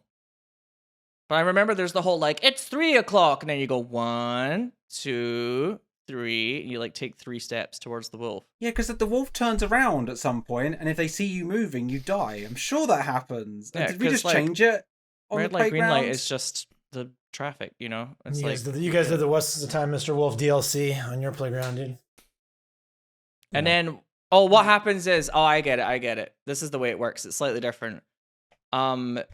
You get really close to the wolf when the wolf keeps being like, it's 3:00 and you have to take 3 steps. It's 5:00, you have to take 5 steps. And then eventually somebody goes, what's the time, Mr. Wolf? And the wolf goes, it's dinner time. And they turn around and they chase. And whoever gets caught becomes the wolf. And that's how you lose. So it's not actually exactly the same game. I just remembered. Okay. But I don't know. I don't know if that's like a weird British children's thing. Definitely a British game. I've never heard of that, so that has to be a Britain exclusive.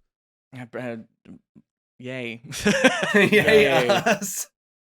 It's like a strange kind of version of red light, green light, where you basically get chased at the end. So you're supposed to try and take like small steps, I guess, because you don't want to be near the wolf. Otherwise, the wolf will catch you. Hang on. We played red light, green light. Well, we played Forewarned.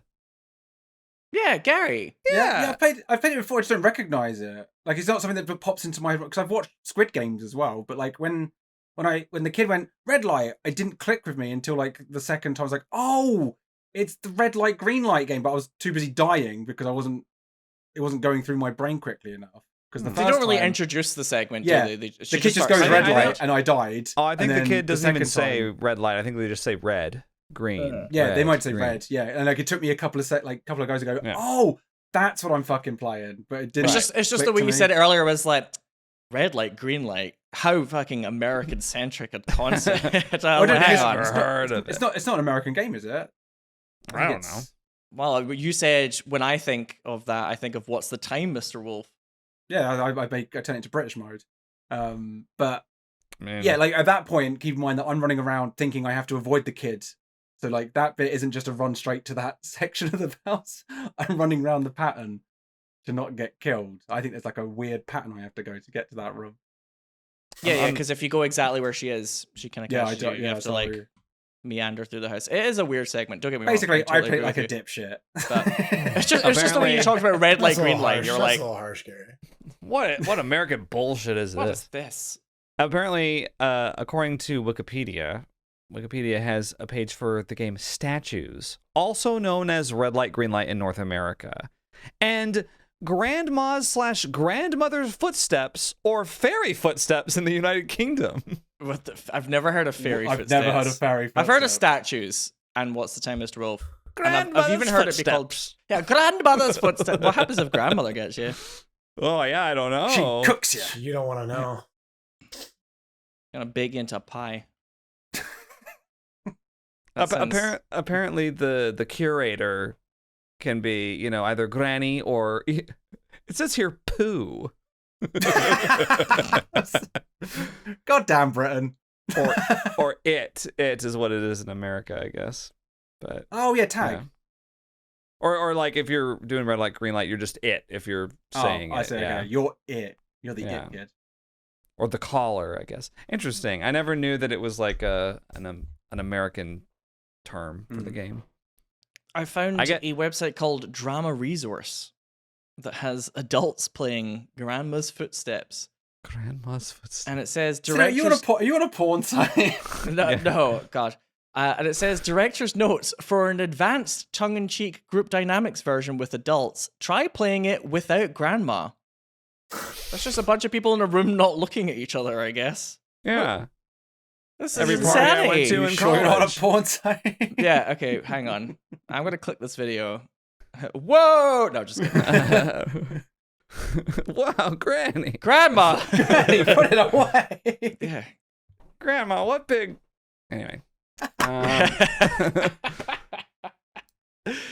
One, Oh. two. Oh. Grandma's Yeah. footsteps. Yeah, mirror Book layers. Club. That's okay. Realize, yeah, interesting game. Interesting. Yeah. I think my favorite thing about it is that it made me play I'm Scared, and I'm Scared I love. I'm Scared is amazing. It's like the most slept on horror game like that. Yeah. Yeah, I think. Yeah, the only thing I would say about I'm Scared is the ending, like getting all the achievements to get the ending.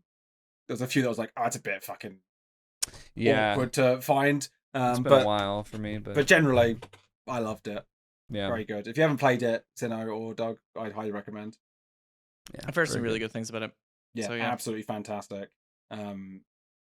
And yeah, so my book club choice then now, right? Yeah, Gary, it's your turn. It's a big So book. I've got like a list of like games that I could pick from, but I've gone for one that just came out this month, and it's going to be a bit different because we've played, horror and puzzles and all that kind of stuff. So I went saying it's a little bit more little kitty big city kind of territory. I think I'm saying this game right. It's called Europa.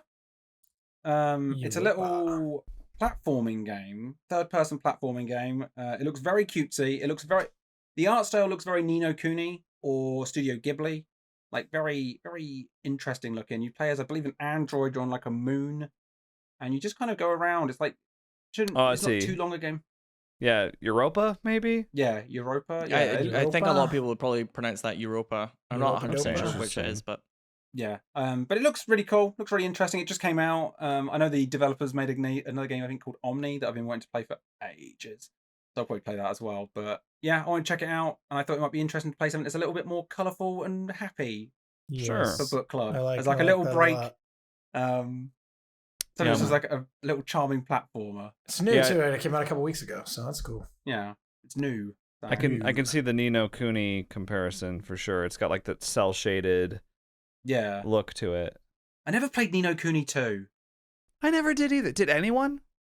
I don't know, like I saw that they changed the combat system to not be turn based, and I was like, ah, it's another Kingdom Hearts dude. game. Dude, I gotta say, Japan is like obsessed with taking all their great turn-based games and being like, they're all action RPGs now. Yeah. And I do not get it. I don't get it. Like I'm fresh. I played Final Fantasy 6. Yeah. And I loved it. It was so much fun. I really like Final Fantasy 6 now. I kind of have a problem because I kind of want to put some cards in my folder for it, but I know it's the Uh-oh. nightmare. And Gary, Um, they're adding a Final Fantasy whole expansion to Magic the Gathering. Oh, That's yeah. next year, though. But they're announcing that right now. They've got like a Kefka card and stuff they've been showing off. But even more cards for you Is to there a spend. squall? No.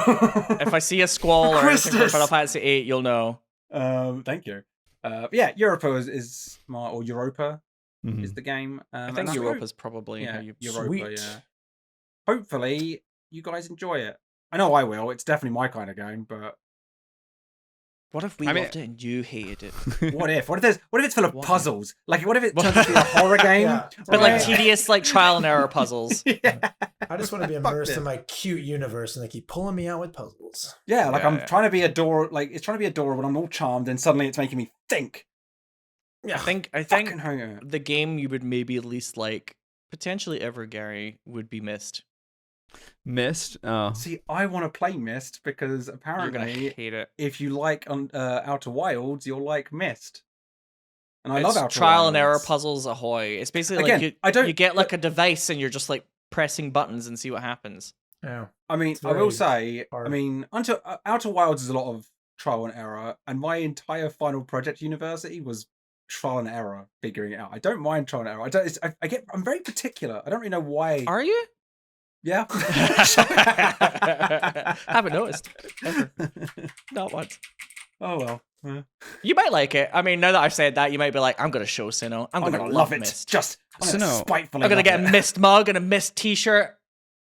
so now have you have a played Myst the life. Mist remake? Because they did like a remake a few years ago. I played. I don't think I did where it's like first person. I played one called Abduction. Oh, that's with not the one I'm talking Kimmy, I about. believe, I'm talking but, about like I it's like a formal Mist remake. yeah, I think I was like, I'm gonna play this, and I never got around to it. They're about to do a remake of Riven. Riven. Yeah. No, I did play the Myst remake because it's like the brothers are not FMV anymore. They're just animated. I did play that Oh. actually, yeah, and it's quite good. But I did miss the FMV elements of actual actors being like, "Get me out of this book," you know? Right. Yeah. Yeah. Because I thought that when I was a kid, that was very creepy. Yeah. Me too. Absolutely. Right. That was creeped the hell out by those guys. Yeah.